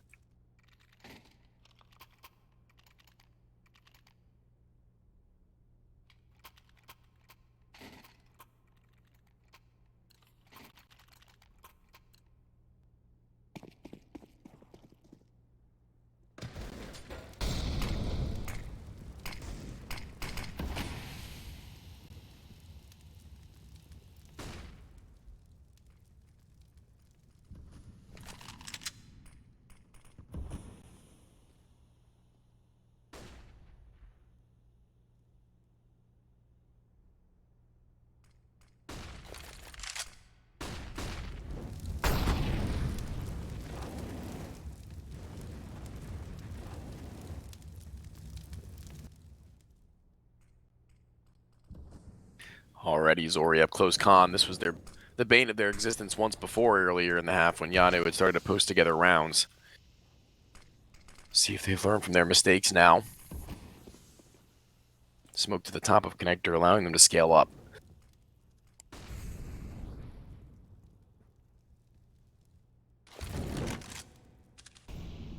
Molotov on the other end of it, though, is going to burn them out in a way. It's at the bottom of the con steps, which Slowy does eat some of the damage for, but the flash high not going to affect him. Now he's going to turn his attention to multiple different angles, but Sapik's done it for him with 4! Didn't even see how they went down, but it surely was a manslaughter as he tags everyone and finishes the ace. Another one. Flush up first, and now him. Destruction on the A-bomb site, in specific from jungle to con to stairs to the 7th round. Under the board now, as eyeballers are making it look solid.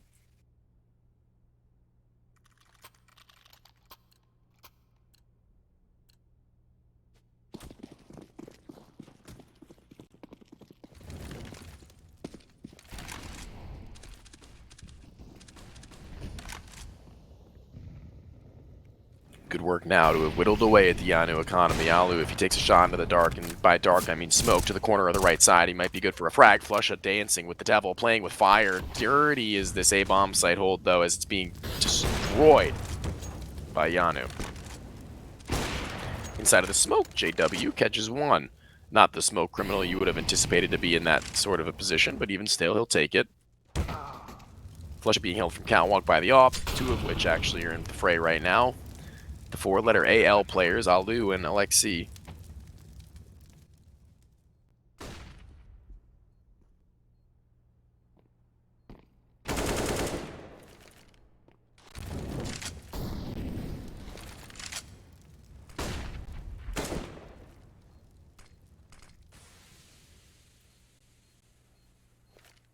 Now just looking to save.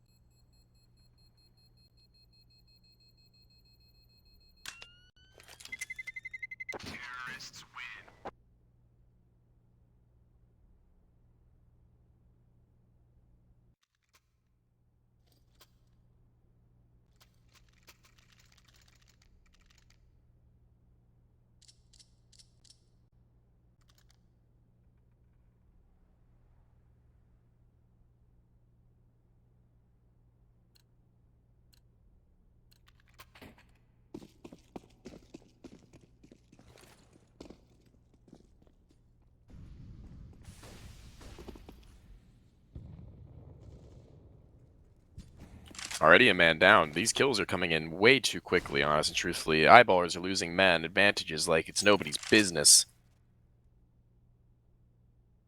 Waltzing into the ramp just over the top of the smoke. Smiley not spotting him. Sapik with a poor adjustment to the wall. Not able to make his way back down to find the second player, though. A 4 versus 3 still favoring the T side, all 3. Spread relatively evenly across the map, A to mid to B, as Shine is in between the both of them trying to help out where he can.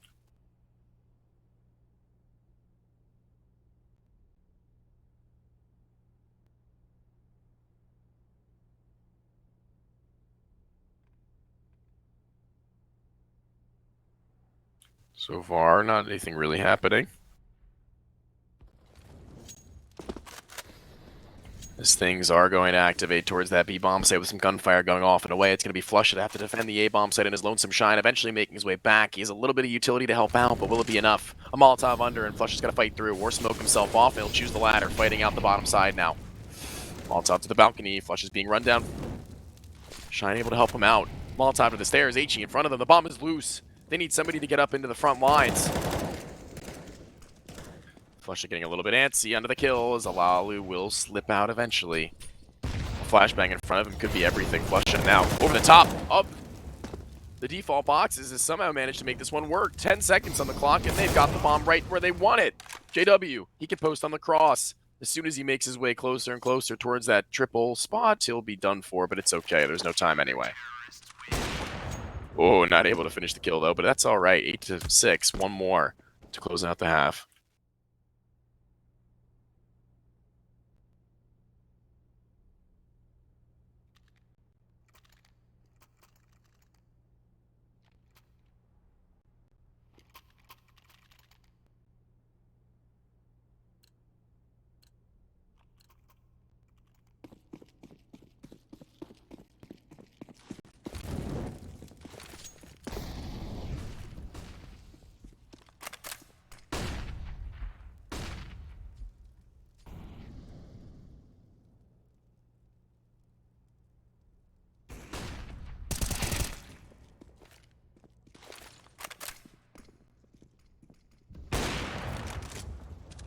already this round.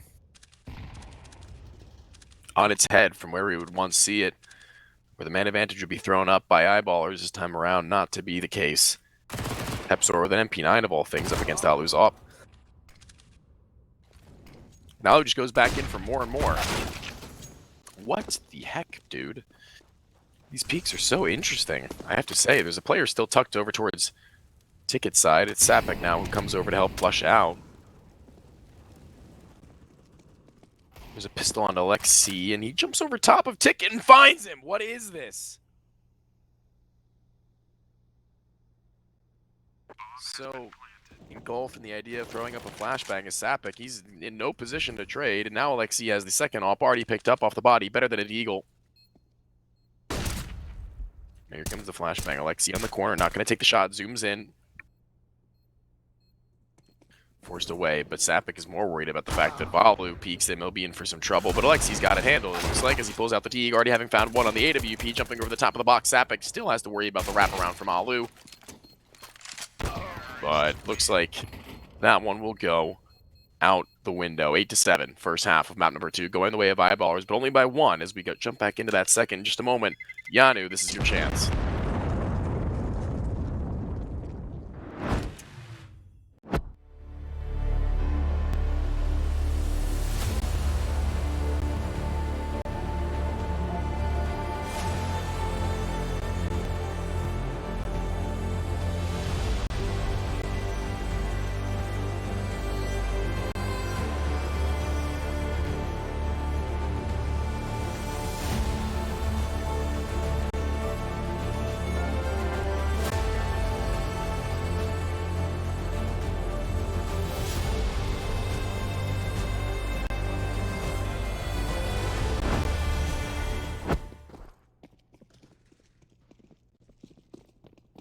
Half number 2. Map number 2. See if this app's pop is any different than the last. Actually, this is an interesting one. I love to see this. I have the same strategy on my IM team last season, funny enough. I mean, we'll see if it works out for them as they pop out to be with a lot of utility. There is a stack over towards that side of the map now. As the rotate back and around has been red. Shot in the back of the head is one, and under the balcony even still is another. They don't hard clear him, and that's going to be the round done. They've read that one like a book, Jano. Literally no chance for eyeballers. I will caster's curse myself all the way to HE double hockey sticks if they manage to come back from this one. 2v5. Bomb lose on the A-bomb site. Already know where both players are positioned from, making their way back from CT spawn. Not going to be the easiest of things. Alexi spots one more out, getting closer and closer. He'll soon call on his teammates to help out. Holy lord, good shots even still though, but not going to be nearly enough to win them out the round. They're going to need a little bit more than that. They're taking so many gunfights at the same time. Shine finds one. Top of the balcony, not able to do anything more just yet. Another tap away though. Anything more would be a fever dream. 3 for Zori, and that round is closed.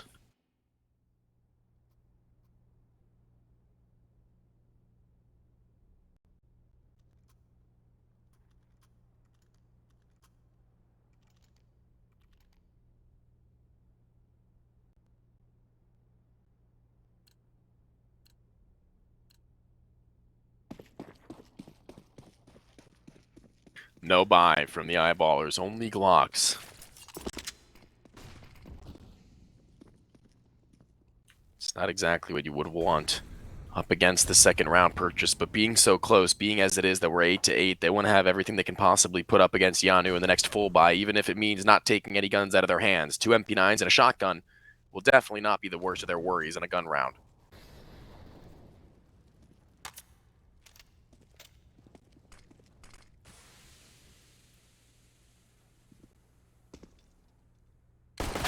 Now the Glock does catch a timing onto Slowy, but this is his chance.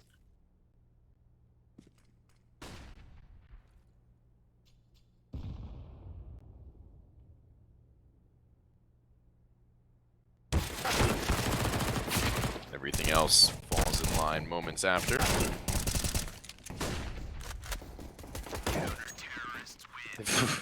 And 2 M4 kills from one player, 2 from another. a singular MP9 kill, and now they have the chance, Eyeballers, to run away with something.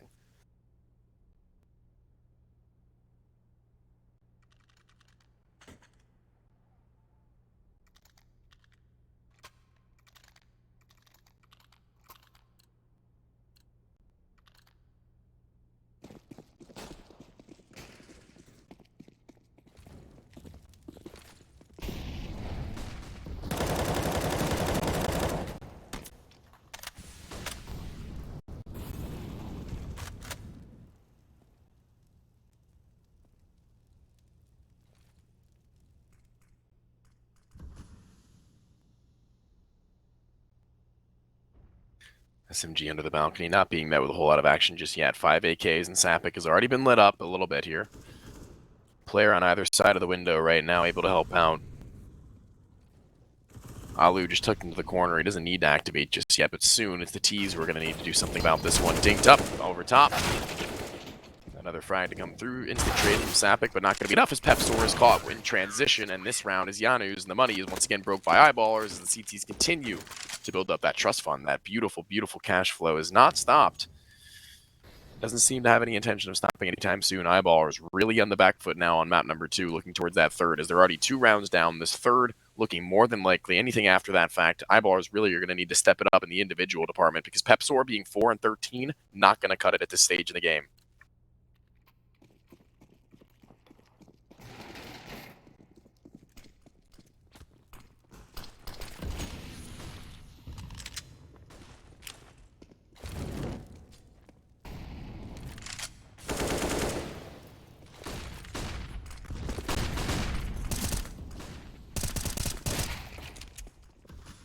The B-bomb site, everything's going as well as they could hope. Everything's pretty much an easy breeze.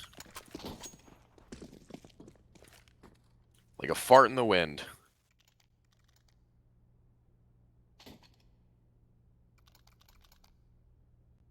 The round blows away.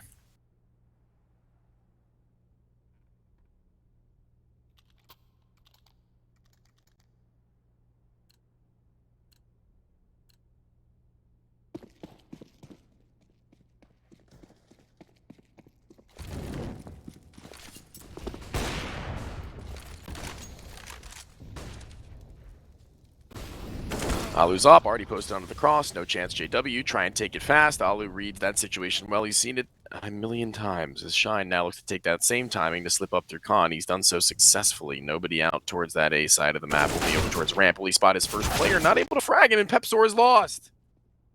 Epic, next up at bat, and wow.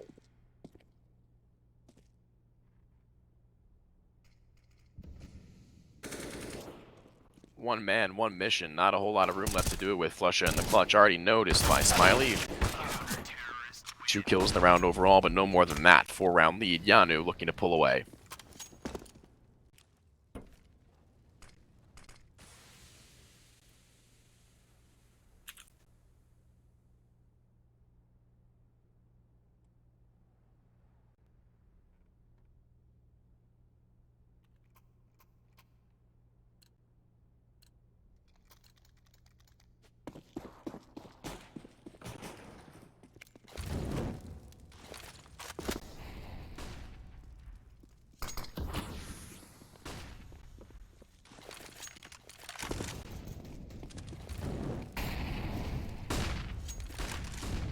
This one looking to be over relatively quickly as well.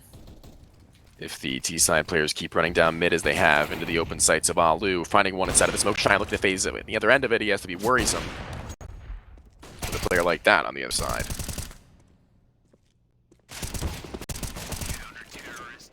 Nothing really going their way.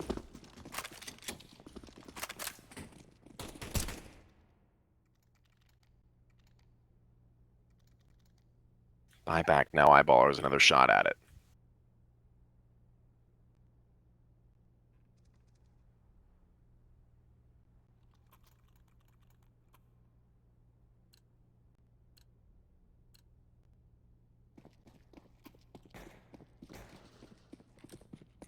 Alu VJW, really, this map at the very least has been Alu's playground. Jumping Stepping out into the underpass, the Madman really has no fear as he spots nobody over the top side of mid. He'll continue to hold his post. Oh, it looks like JW has a tight enough peek to the top side of connector, but nobody there. Smoke to the window, and now Alu's position needs to be bailed out by his teammates by his sides. A run boost, this is just gross. Bottom of underpass, Flick not going to connect. Teammate not going to be any more successful than he, and everything is falling apart in mid again. JW finds a kill eventually now, as they do get one at underpass as well. Much needed by Alu. Or rather, Flusha onto Alu. That was their chance to really get a fighting opportunity into this one. And this is probably the most important round of the game, or of the map at the very least, because this is going to be them fighting up against 14 on broke back buys. They would have been up 8-15 Jano before there was even a chance for the Eyeballers now. They give themselves one. Two players grouped up towards Cat, sliding through. They're not at all aware of what could be going on towards the top of it. There has been no scaling from the side of the Eyeballers. Another shoulder spotted, a trade not yet there. Pepsor with the bomb. Not close enough to help out, but maybe only now he can take up that same residency his teammate had a moment ago. Flusha clearing out B slowly but surely, but Zori now looking to reaggress. Getting inside of the ladder. Will Pepsor be ready for that fact, though? Zori drops down. Sound cue heard. Should be an easy frag to get himself into the bomb site. I say that, but the bomb is loose on Cat. 16 seconds to go. Rotating back around to the window. Good call from Alexi. Oh, but Flusha does just get out of the way in time. Is he going for the... Oh, he doesn't have time for the bomb plant, though. Yeah, rough. Even being hunted down by Alexi, he might not be fragged by the end of the round, but even still 14. That is a bittersweet round loss.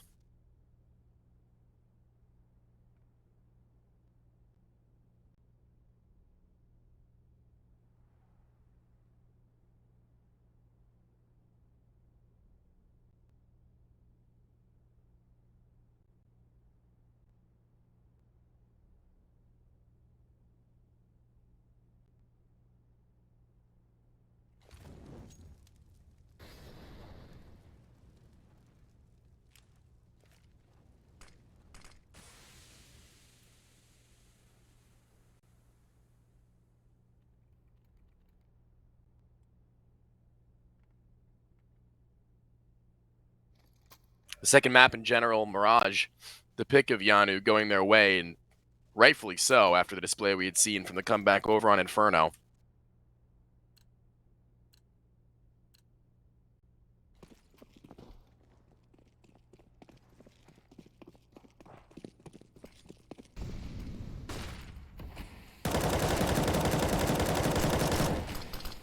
Spam out to the top of the middle, no success, but Slowy now has to fall bound away. That nade is going to land at his feet. Same goes for Shine, though. Up through Cat. Flush is going to be tested by Smiley. The Molly's well placed, though, and Pepsor has gone to frag over towards jungle, allowing a gun for JW. Flush has no idea about the player below him, and as he turns back around, a player on either end of him. Is this just going to be a save, I think? The tap away, and there's only one more player left standing. All of a sudden, it's been...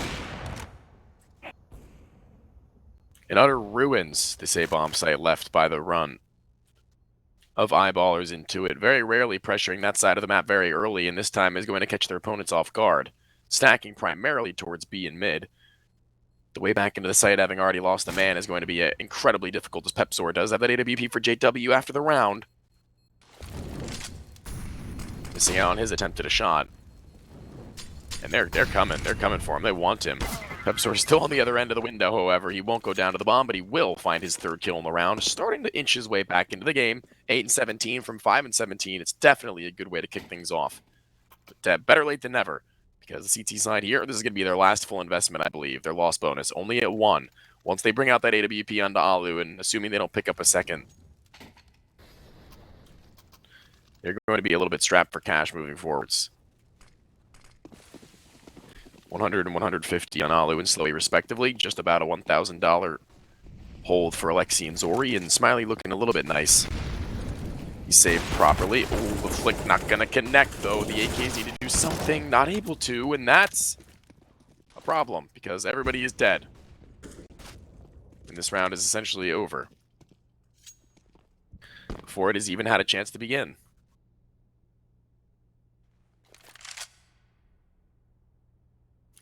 tasked with now going and getting the bomb. Has only himself to play out the round with.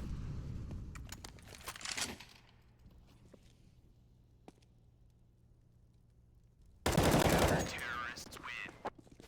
that closes it out without a singular frag.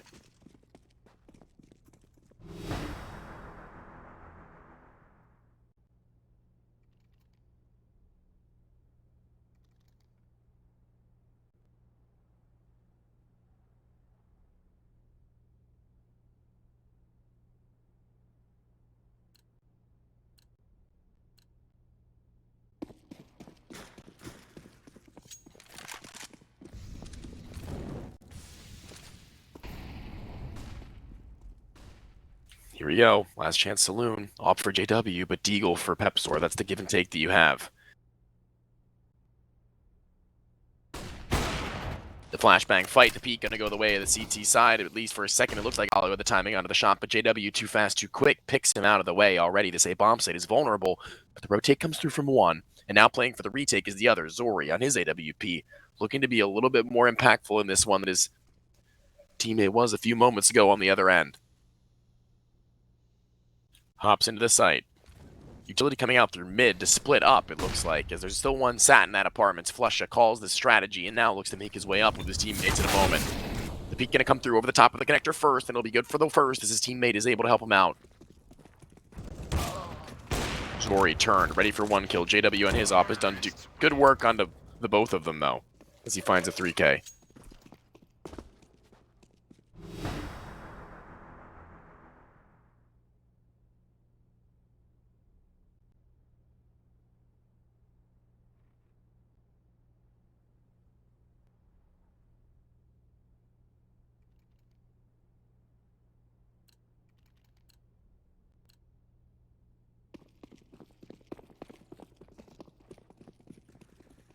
Two M4s saved. Jano not playing with a whole hell of a lot here.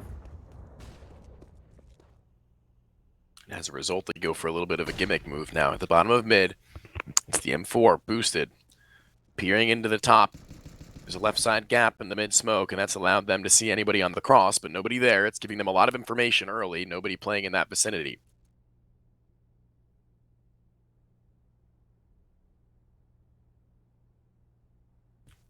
The herd has been thinned, though, as there's nobody on the B-bomb site as a result of that. Eventually, the mid utility comes out, but they can already see through that. Shine, he's not going to be ready for this peak unless he spots him before the plumes, which he doesn't. He doesn't see the head, and neither does his teammate. Eventually, he will trade a dink for a dink, but one is through the corner of a wall, and the other one is head on.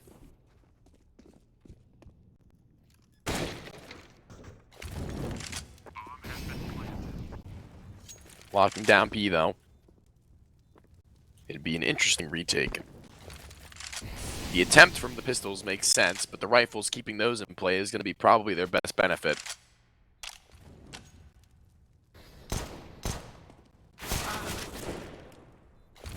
Good angle from Sapik. You can't really defend against when you see his teammate just dodge to the left.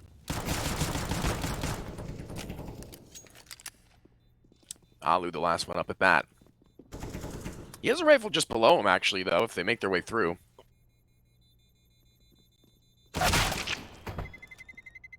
Four, bomb, detonates, not going to catch any of the low HP players, and Smiley just waiting for them to waltz down through the balcony side. Not going to happen. That B arrow points to where they will remain for the rest of the round, back of apartments, 15 to 11. Are we going to see a reverse score from the last map?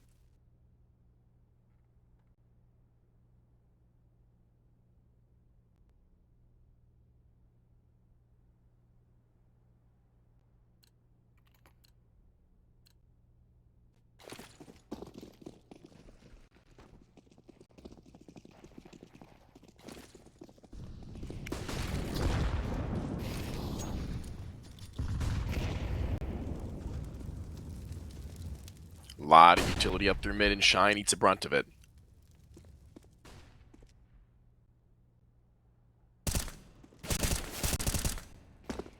If Slowy's able to get away, that would be great, but instantaneous is the returnal onto the dome from Sapik. Playing his angles wisely, as JW didn't even spot him before he had the chance onto his fight. With Sappic as a disposable body, this definitely is still pretty much favoring the side of the Eyeballers now, able to take their presence wherever they so please. Still, with a man advantage relative to the players in numbers holding a bomb site. So, wherever they go, effectively speaking, they should be able to trade out just enough to make this one work. Is Flusha the in-game leader? Actually, it's not Flusha the in-game leader anymore, I believe. It's actually JW who's taken the reins most recently. I was wrong about that earlier on. I just realized that was the case. Sorry for the misinformation. Me spreading misinformation on the internet is now, once again, he's still in the same position, though, as they go for that B-split, contacting up through mid this time around and not going for the instant utility pop, as Zori now has to worry about his cat. Flusha has already evaded the Molotov at his feet, and he's gone ahead into the B-bomb site. Ollie with the op, not going to catch him out of the cross. It's a save. A 4v2, no chance into this one. The flank is going to be way too far. And now with the money in the doldrums again with this save, I don't want to say it just yet. We won't Caster's curse it. However, 15-12 is looking pretty good. And I'm sure it's feeling pretty good as well, certainly now, after having gone to where the 8-7 half had ended. Only now just starting to put a couple of kills on the board, enough to find some rounds along with it.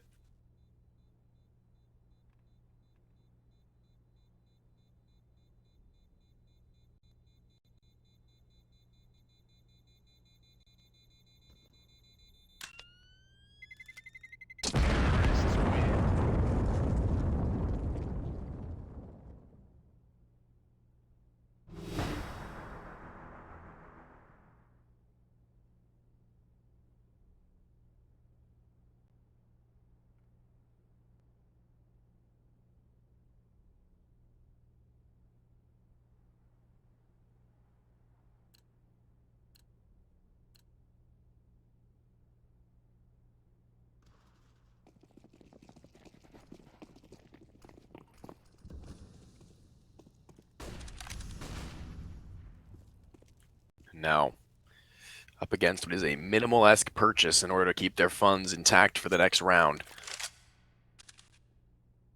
This round is vital for a chance at overtime.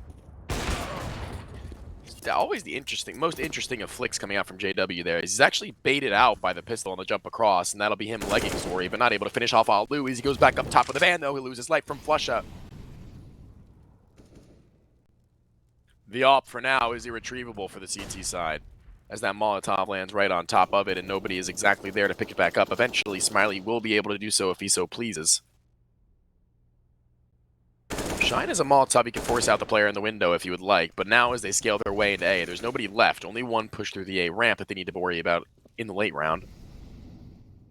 That's Alexi, not sure if you spotted, but even still being cleared out, it looked like by Sappic, not entirely sold on the idea that this bomb site is left free for the taking. Now, checking the ramp, hearing the shots going out, not able to stop the bomb planter. It is going to be a 4 versus 1 as Smiley picks up the up and can only really hope to save it.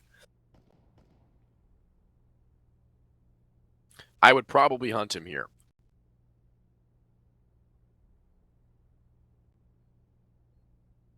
I would definitely hunt him here.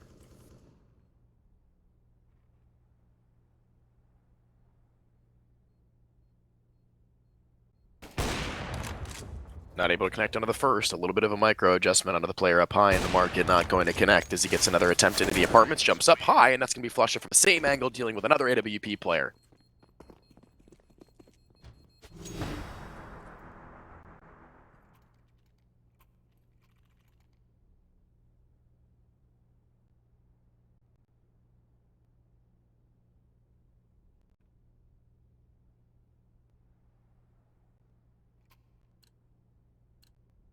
It would be a real shame.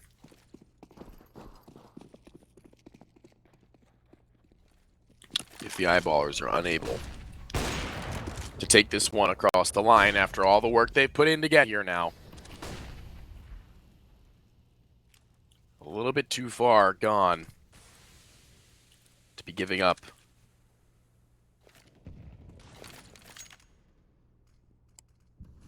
The final obstacle. They need to hurdle it, as the ESL Pro League team has set it up. It's very similar to that now. They just need to avoid the lava. at the toes of Flusha. It is in the side of the ramp. The jiggle is great. His teammate deals with the first, jumping across. Another one from Shine. Great tag team effort to find that A-bomb site for free.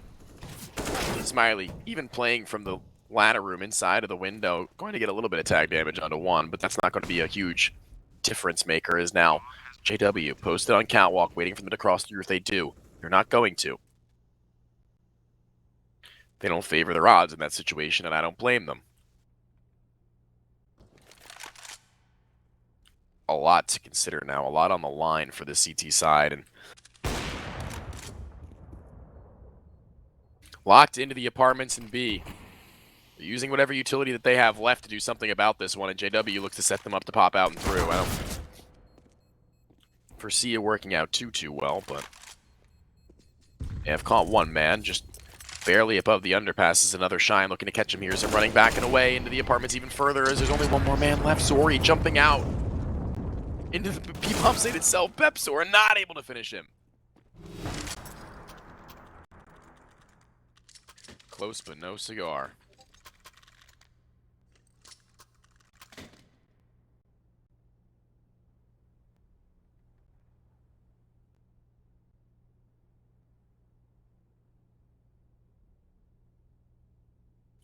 (15-14). Tactical timeout. Jano with one more chance to deny them a 2-0 here.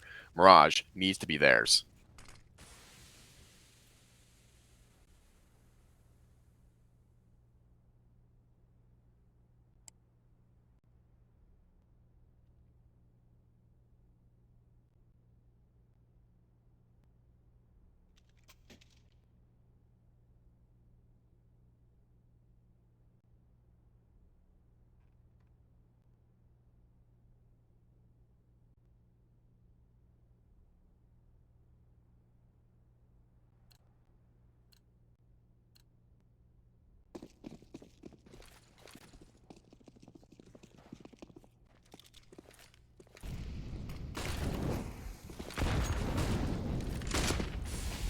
Here we are. The final junction of regulation here on map number 2. The aggression coming out into the ramp side. It's going to be the SMG to fall first. A little bit more damage output by Flusha. No trade available just yet. The AWP into the fight. Not able to find that one, though. It looked like it was right onto the mark. Right on the money, but now things start to look a little more dire. Pepsor might catch Slowy with his back turned. I don't think they know that he's here, and this is going to be an equalizer pulled right back. A little bit unnecessary from the side of Jano, I must say, going for a little bit more space than they really required in a man advantage, but Alu being so low, I guess it does make some sense. Shine now, close range proximity to Alu to be able to figure him out, but that first means that Smiley doesn't spot him. Guys, let's get ready to go A. I'm already in connector. I can cut them off in the back lines. You only have to deal with one man, little do they know, is Alu, who is very little a threat. One man over at B, left to rotate over very late into this one with 45 onto the clock. The execution about to pop through Palace side. Now, they clear things out. First player, spotted, dealt with, put into the dirt, and Alu, really, really low chance that he can find anything here on the low HP that he's already found himself on, and it's overtime into the cards, perhaps as the eyeballers have found their groove. Zori in the clutch, a near impossible one at that. All three to the ramp. That's the call that we're looking to make. So many different angles to worry about, but in reality, he only really has to worry about one. The avenue of attack comes from every member of the eyeballers in one spot. As Pepsor is going to be the first to make contact. He makes it, and he makes it look good. Instantaneous headshot onto the man as he falls. It'll be 15-15. We go to overtime.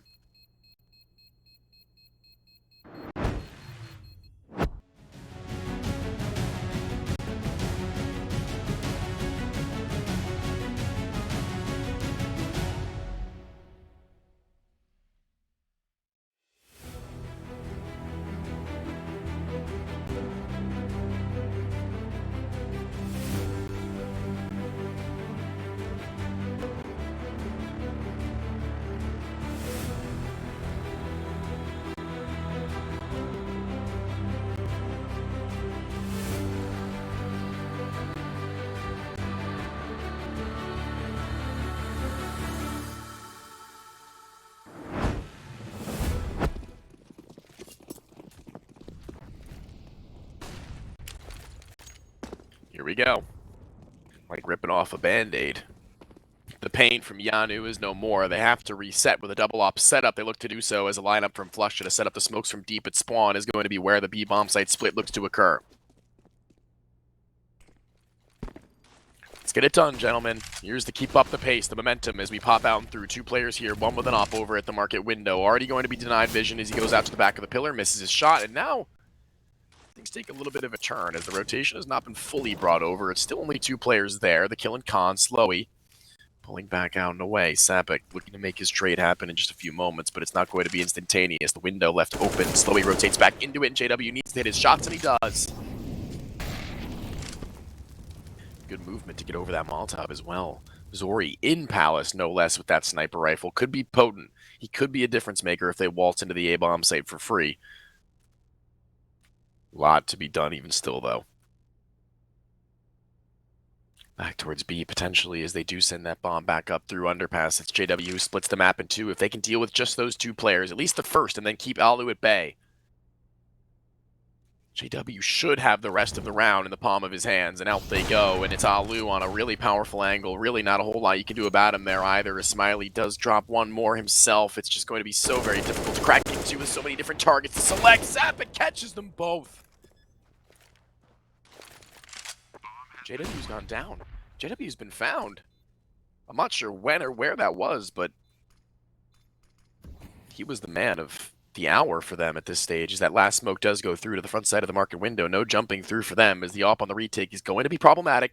He's going to have to slip through with his teammate Alexi from the window in a moment now as he looks to phase through. 20 seconds already ticked off of the bomb timer. Alexi not her, not seen, but he'll be fragged regardless. And Pepsor has his bench cross. Or at least he did. Sapek not making himself known just yet. Smoke onto the bomb, AWP player not paying attention to the bench. And 16 secured.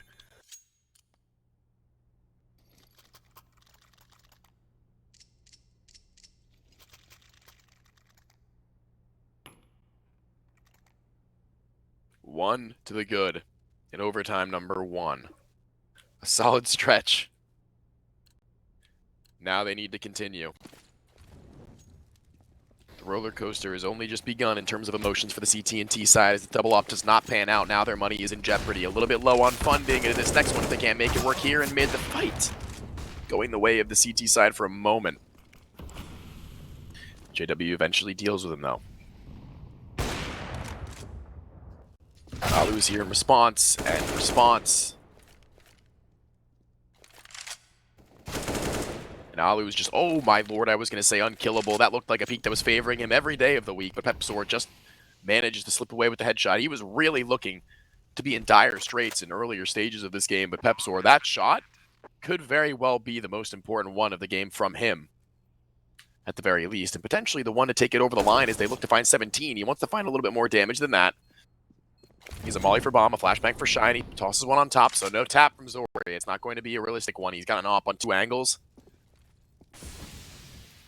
Yeah, my friend, that is not the weapon for the job. He's going to maybe just try and stick that one out. That's really the only opportunity that he has. And damn it, if Pepsor wants to let him do that, he would have let him, but no, he wants to continue to fight. Clawing their way into a 2-0, potentially now are the Eyeballers, 2 to the lead on the T side. They stretch themselves a lead they haven't had at all this half, might I add.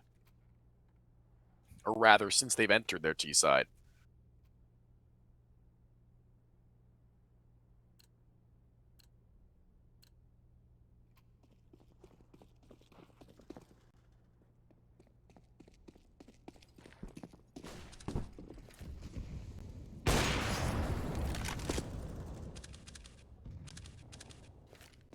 Not exactly working out. The CT side are kind of strapped for utility right now, and that way they have to go for a little bit more of an aggressive stance in this time of the map. As they do so, it will be a frag found over in Palace side. It's the rifle to connect onto Pepsor. The man of the last round is now going to be put in his place.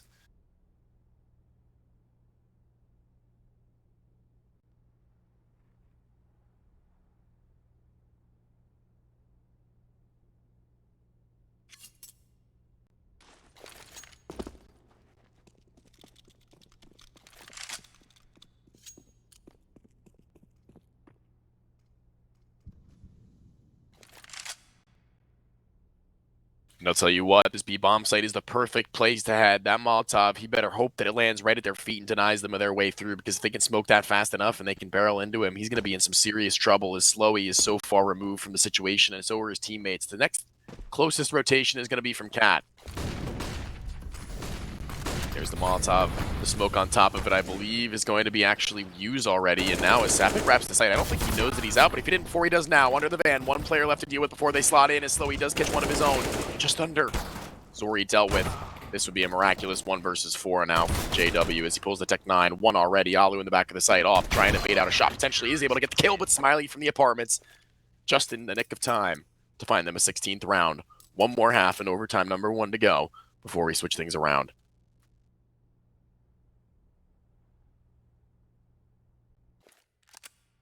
Here we are.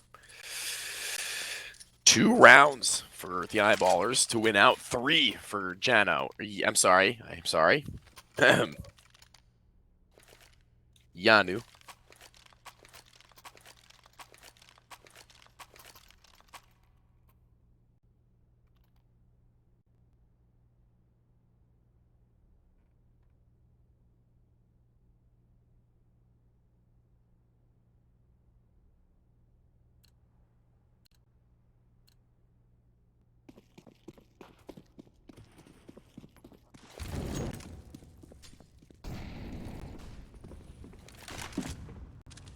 Fast op, it's Pepsor, it's not JW, the man you would expect. But Alexi hears that, so he walks into this one. Oh no! Wow, how does that miss? How does it miss? Like, how did he not kill him, is my question. He didn't just whiff, it looked like it was right on him. It might have, like, went through his, like, arm while he had the gun out, but I don't know. One player wrapping around through the bottom side of the stairs. Flusha not going to be found. Not going to be fragged either by the Palace player. Yet to make his way out and through. Up to Khan. 2 players are here. And we've seen it before, but the spam is better from the side of Jano. And now the op has to slip its way through the murder hole. A Molotov in his face, and that might try and bait him out. He can walk through freely if he wants. He doesn't know that, but I think he's actually waiting for Zori to give him something, and the gun barrel is there. As soon as Yori does go in for it, ooh, a peek, he has to know that he's close, right? Oh my god, Zori. Oh, Lord, he was dancing with fire for a second there. It looked like there was a chance, but Flush, triple booth. Player in Khan made known. Frag at the Palace could be huge, but now it's all Shine. They found one man, Zori, still on full HP. Shine, if he's able to deal with him, there might be a chance into this one, but all 5 found between he and Alexi. 17-17.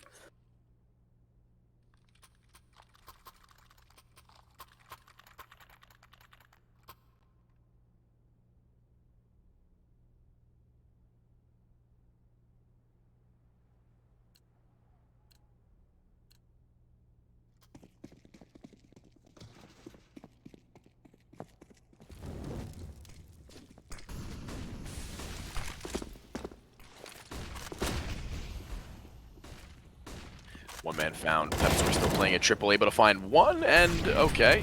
A little bit of extra damage dealt onto the other, and it's an 18th round in the matter of a second. Snap and you'd miss it. In the blink of an eye.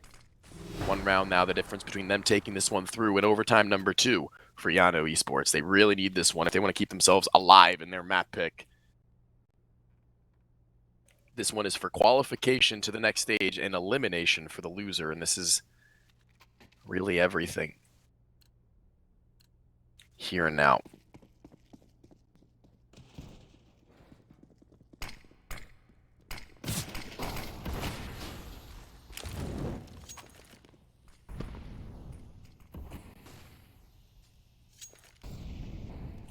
JW's up in the apartments this time around. They sink down below. If they peek their head up too high in Khan, Alu's waiting.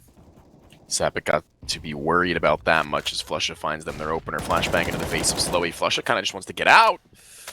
Slowy's still here. Molotov onto his feet. He does have a smoke to extinguish it, though. That's actually going to be huge as they do find the frag back eventually. It's going to be somehow on Sapik, who fights through the bottom of Khan. Over the top side, though, Pepsor might catch... What the hell? Why?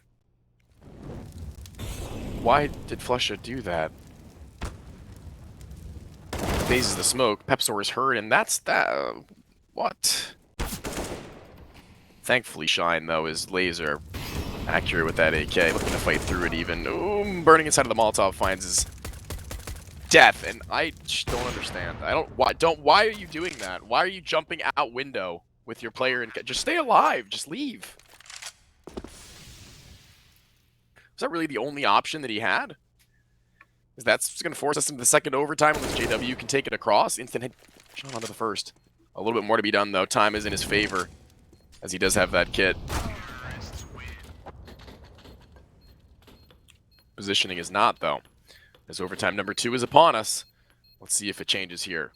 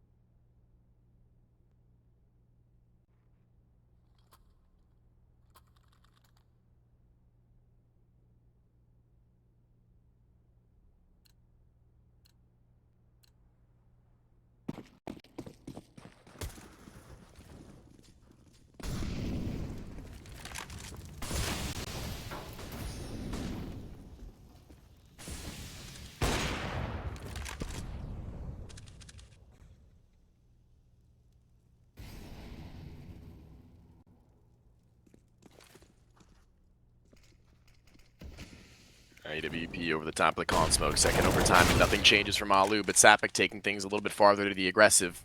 Loses his life for it.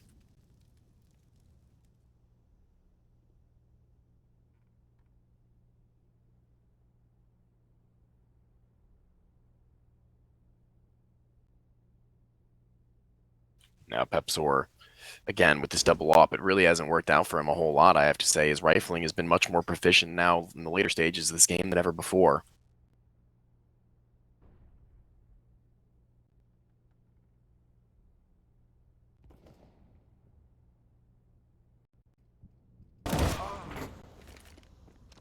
And good work for Alu now to close that B bomb site down for the time being. If they rotate back in, it's going to be into an op. Flusha has no idea how lucky he truly is. JW actually is going to hear the player in the apartments. He might have a fast flank onto it, but again, the op is not going to be the weapon ideal for the job. He could deny the plant, but if Alu is getting to the apartments in time to stop him, there could be some trouble had. Spotted. No more jumps. No more jumps. Nade up to him. Alu, if he jumps up for a peek, he could find something as Flusha does as well. Molotov onto the op down. Jumping on how does he even get that? What? I don't even know. Alu, what is this? He barely even touches the ground in a third. This guy's insane. As we all know, but he shows.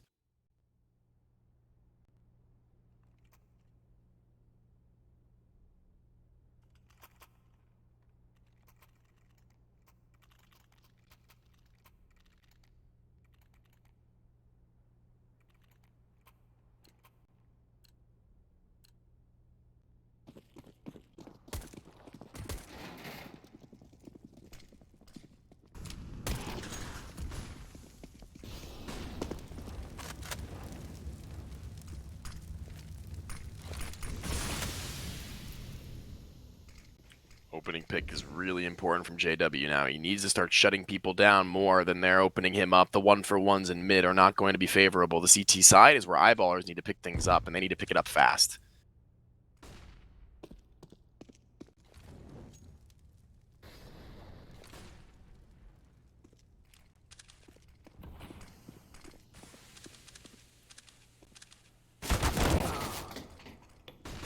And that's a start for the T side, a response back. The smoke's going to hit Pepsor, and that's going to be heard.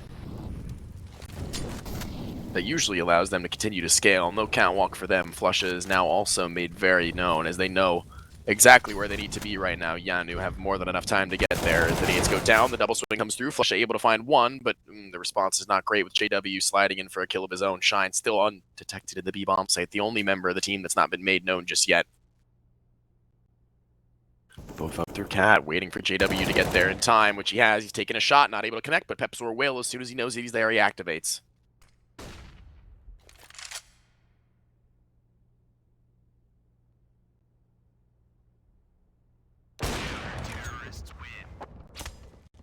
Great stuff.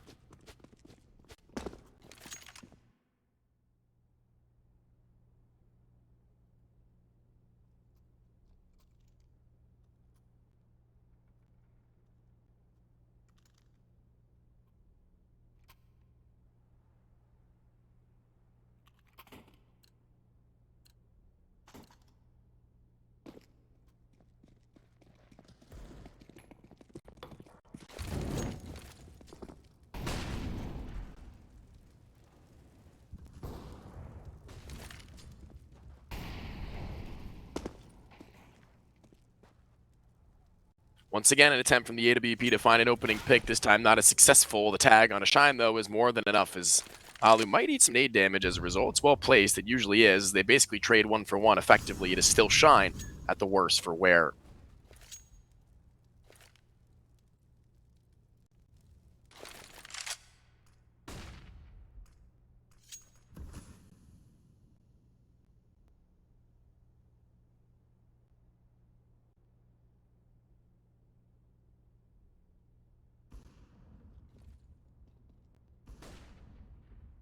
Now things come to a minute, and there's been a halt around the map. Not a whole lot of sound.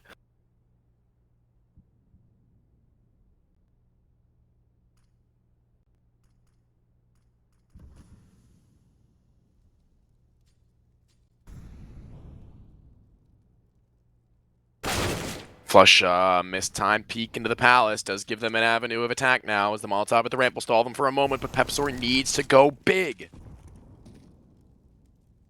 Pepsor needs to get something done with this second off, or else what is the point in continuously buying it? Now, more than ever, is where he needs to come to life.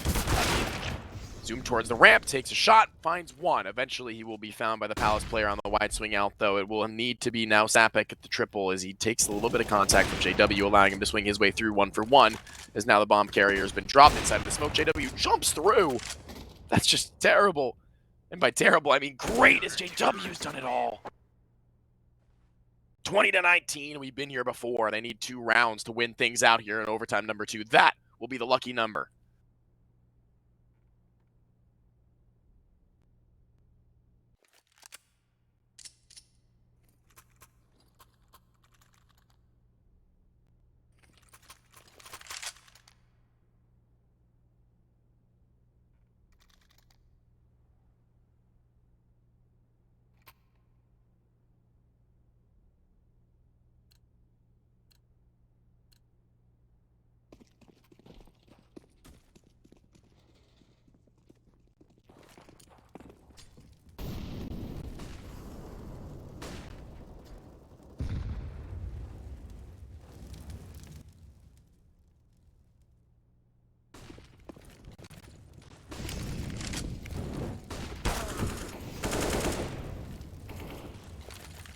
Now, everything going swimmingly on the T side already as they burst into the A-bombs, hit an explosive start to the second half of the second overtime, and Eyeballers looking to run away with it here and now.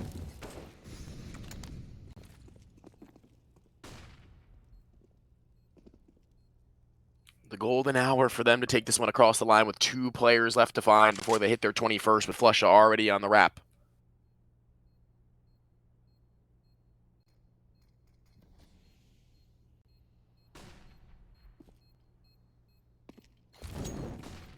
Flusha pulls the knife. This is just so demoralizing. Smiley, knifed by a legend. What is it other than a Flusher JW matchup without a knife kill as we go the full distance here? And then some on map number 2. This could be the closer for Eyeballers. I've said it before. I'll say it again because now is the time to shine.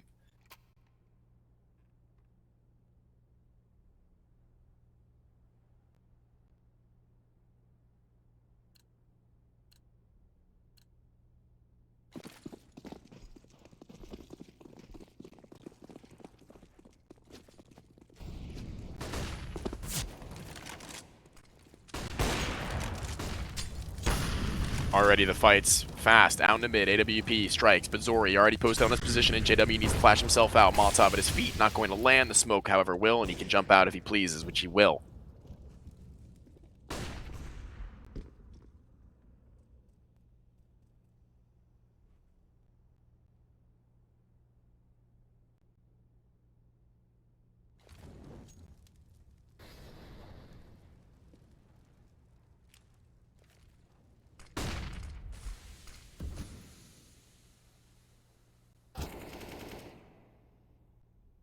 .4v4, but already damage exchange favoring that of Jano. This is their chance now to walk away with at least another attempt and another overtime.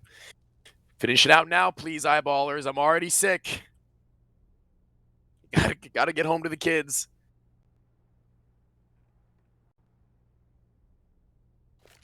I'm actually coughing up blood, unironically, as they are too, as a bullet goes through the face of one more man.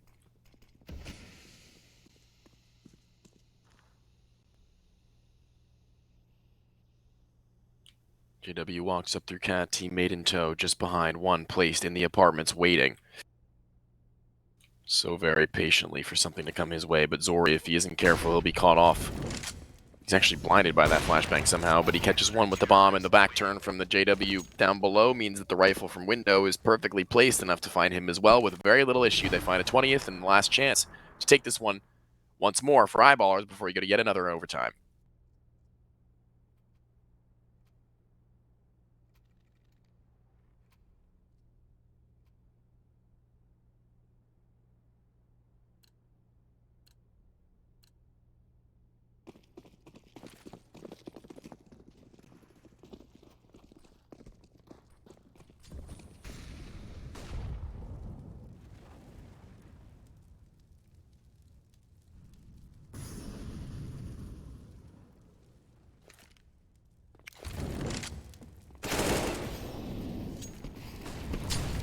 First opening pick goes their way. That's a good look, but now having to jump out is Flusha. He really needs to make space for his team. Over the top of the ticket booth, though, one more found as they are all blind. Oh, Alu, he's just in such a good position if he can keep his eyes open for him. A flashbang over stairs could be everything as well as Sap that goes down, finds another kill. Anything more is Zori's ops not going to be able to activate 2v2. Zori continuing to fire off. This peak is going to be disgusting. It has to be. Oh, but the smoke up in his face, if they both retake from the same angle, they both have ops. They need to find something better for themselves. They love to play these post plants from the ramp, but against this is actually probably the worst time to do it, but hold on now. The bomb is planted, I believe, for Cat, and Pepzor is wrapping all the way around. Both of these players are going to be taking such a slow pace, considering the weaponry that they have. This should be everything. It should be perfect. Smoke to the top of the bomb. They know he was wrapping. Sapik still here. One shot will finish off Alu. Posted to the ramp is Zori. Did he not hear the tap? It actually didn't come through. One bullet will be all that it takes, and Zori needs to find the kill. He needs to find it now, and that's going to be it. 22-20, and the eyeballers take it 2-0. Great way to close. That is going to be one for the history books for the side of the eyeballers as they make their way onto that next stage. 3-2. It'll definitely be just fine for them. It'll be 16-11 on their pick of Inferno, 22-20 on the pick of Jano. Just at the brink of time, they bring it back from destruction on their T side, and they make it happen. And they needed to. Unfortunately, however, Jano will be heading down into the elimination stage. It will be them now gone from the CCT West Europe now as eyeballers move on. They meet the likes of the teams that had played today and move their way on as well. It's going to be everybody.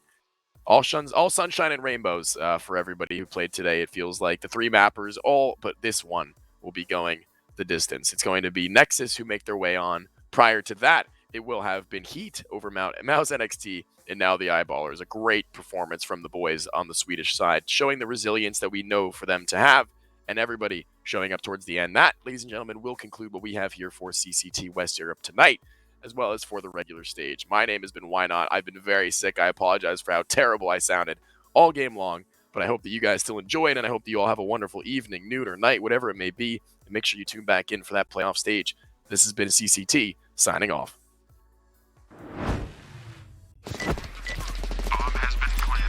A very complicated job, but I love simple things so much. One move, one push.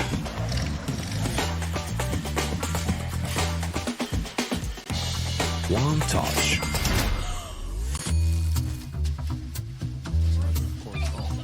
One love. One click. One XBet.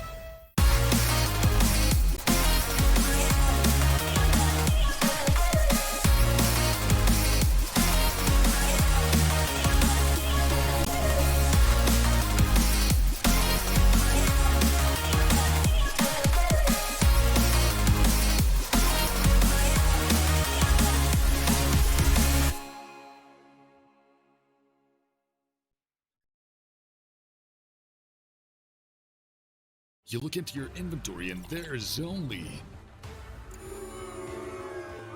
It's time to forget about this garbage. Here you will find everything to play with really cool skins. Open top cases. Upgrade dropped skins and turn your junk into a cool gun using the contract system. Every day, thousands of people upgrade their inventory with us. Hellcase.com. Look at yourself in a new way.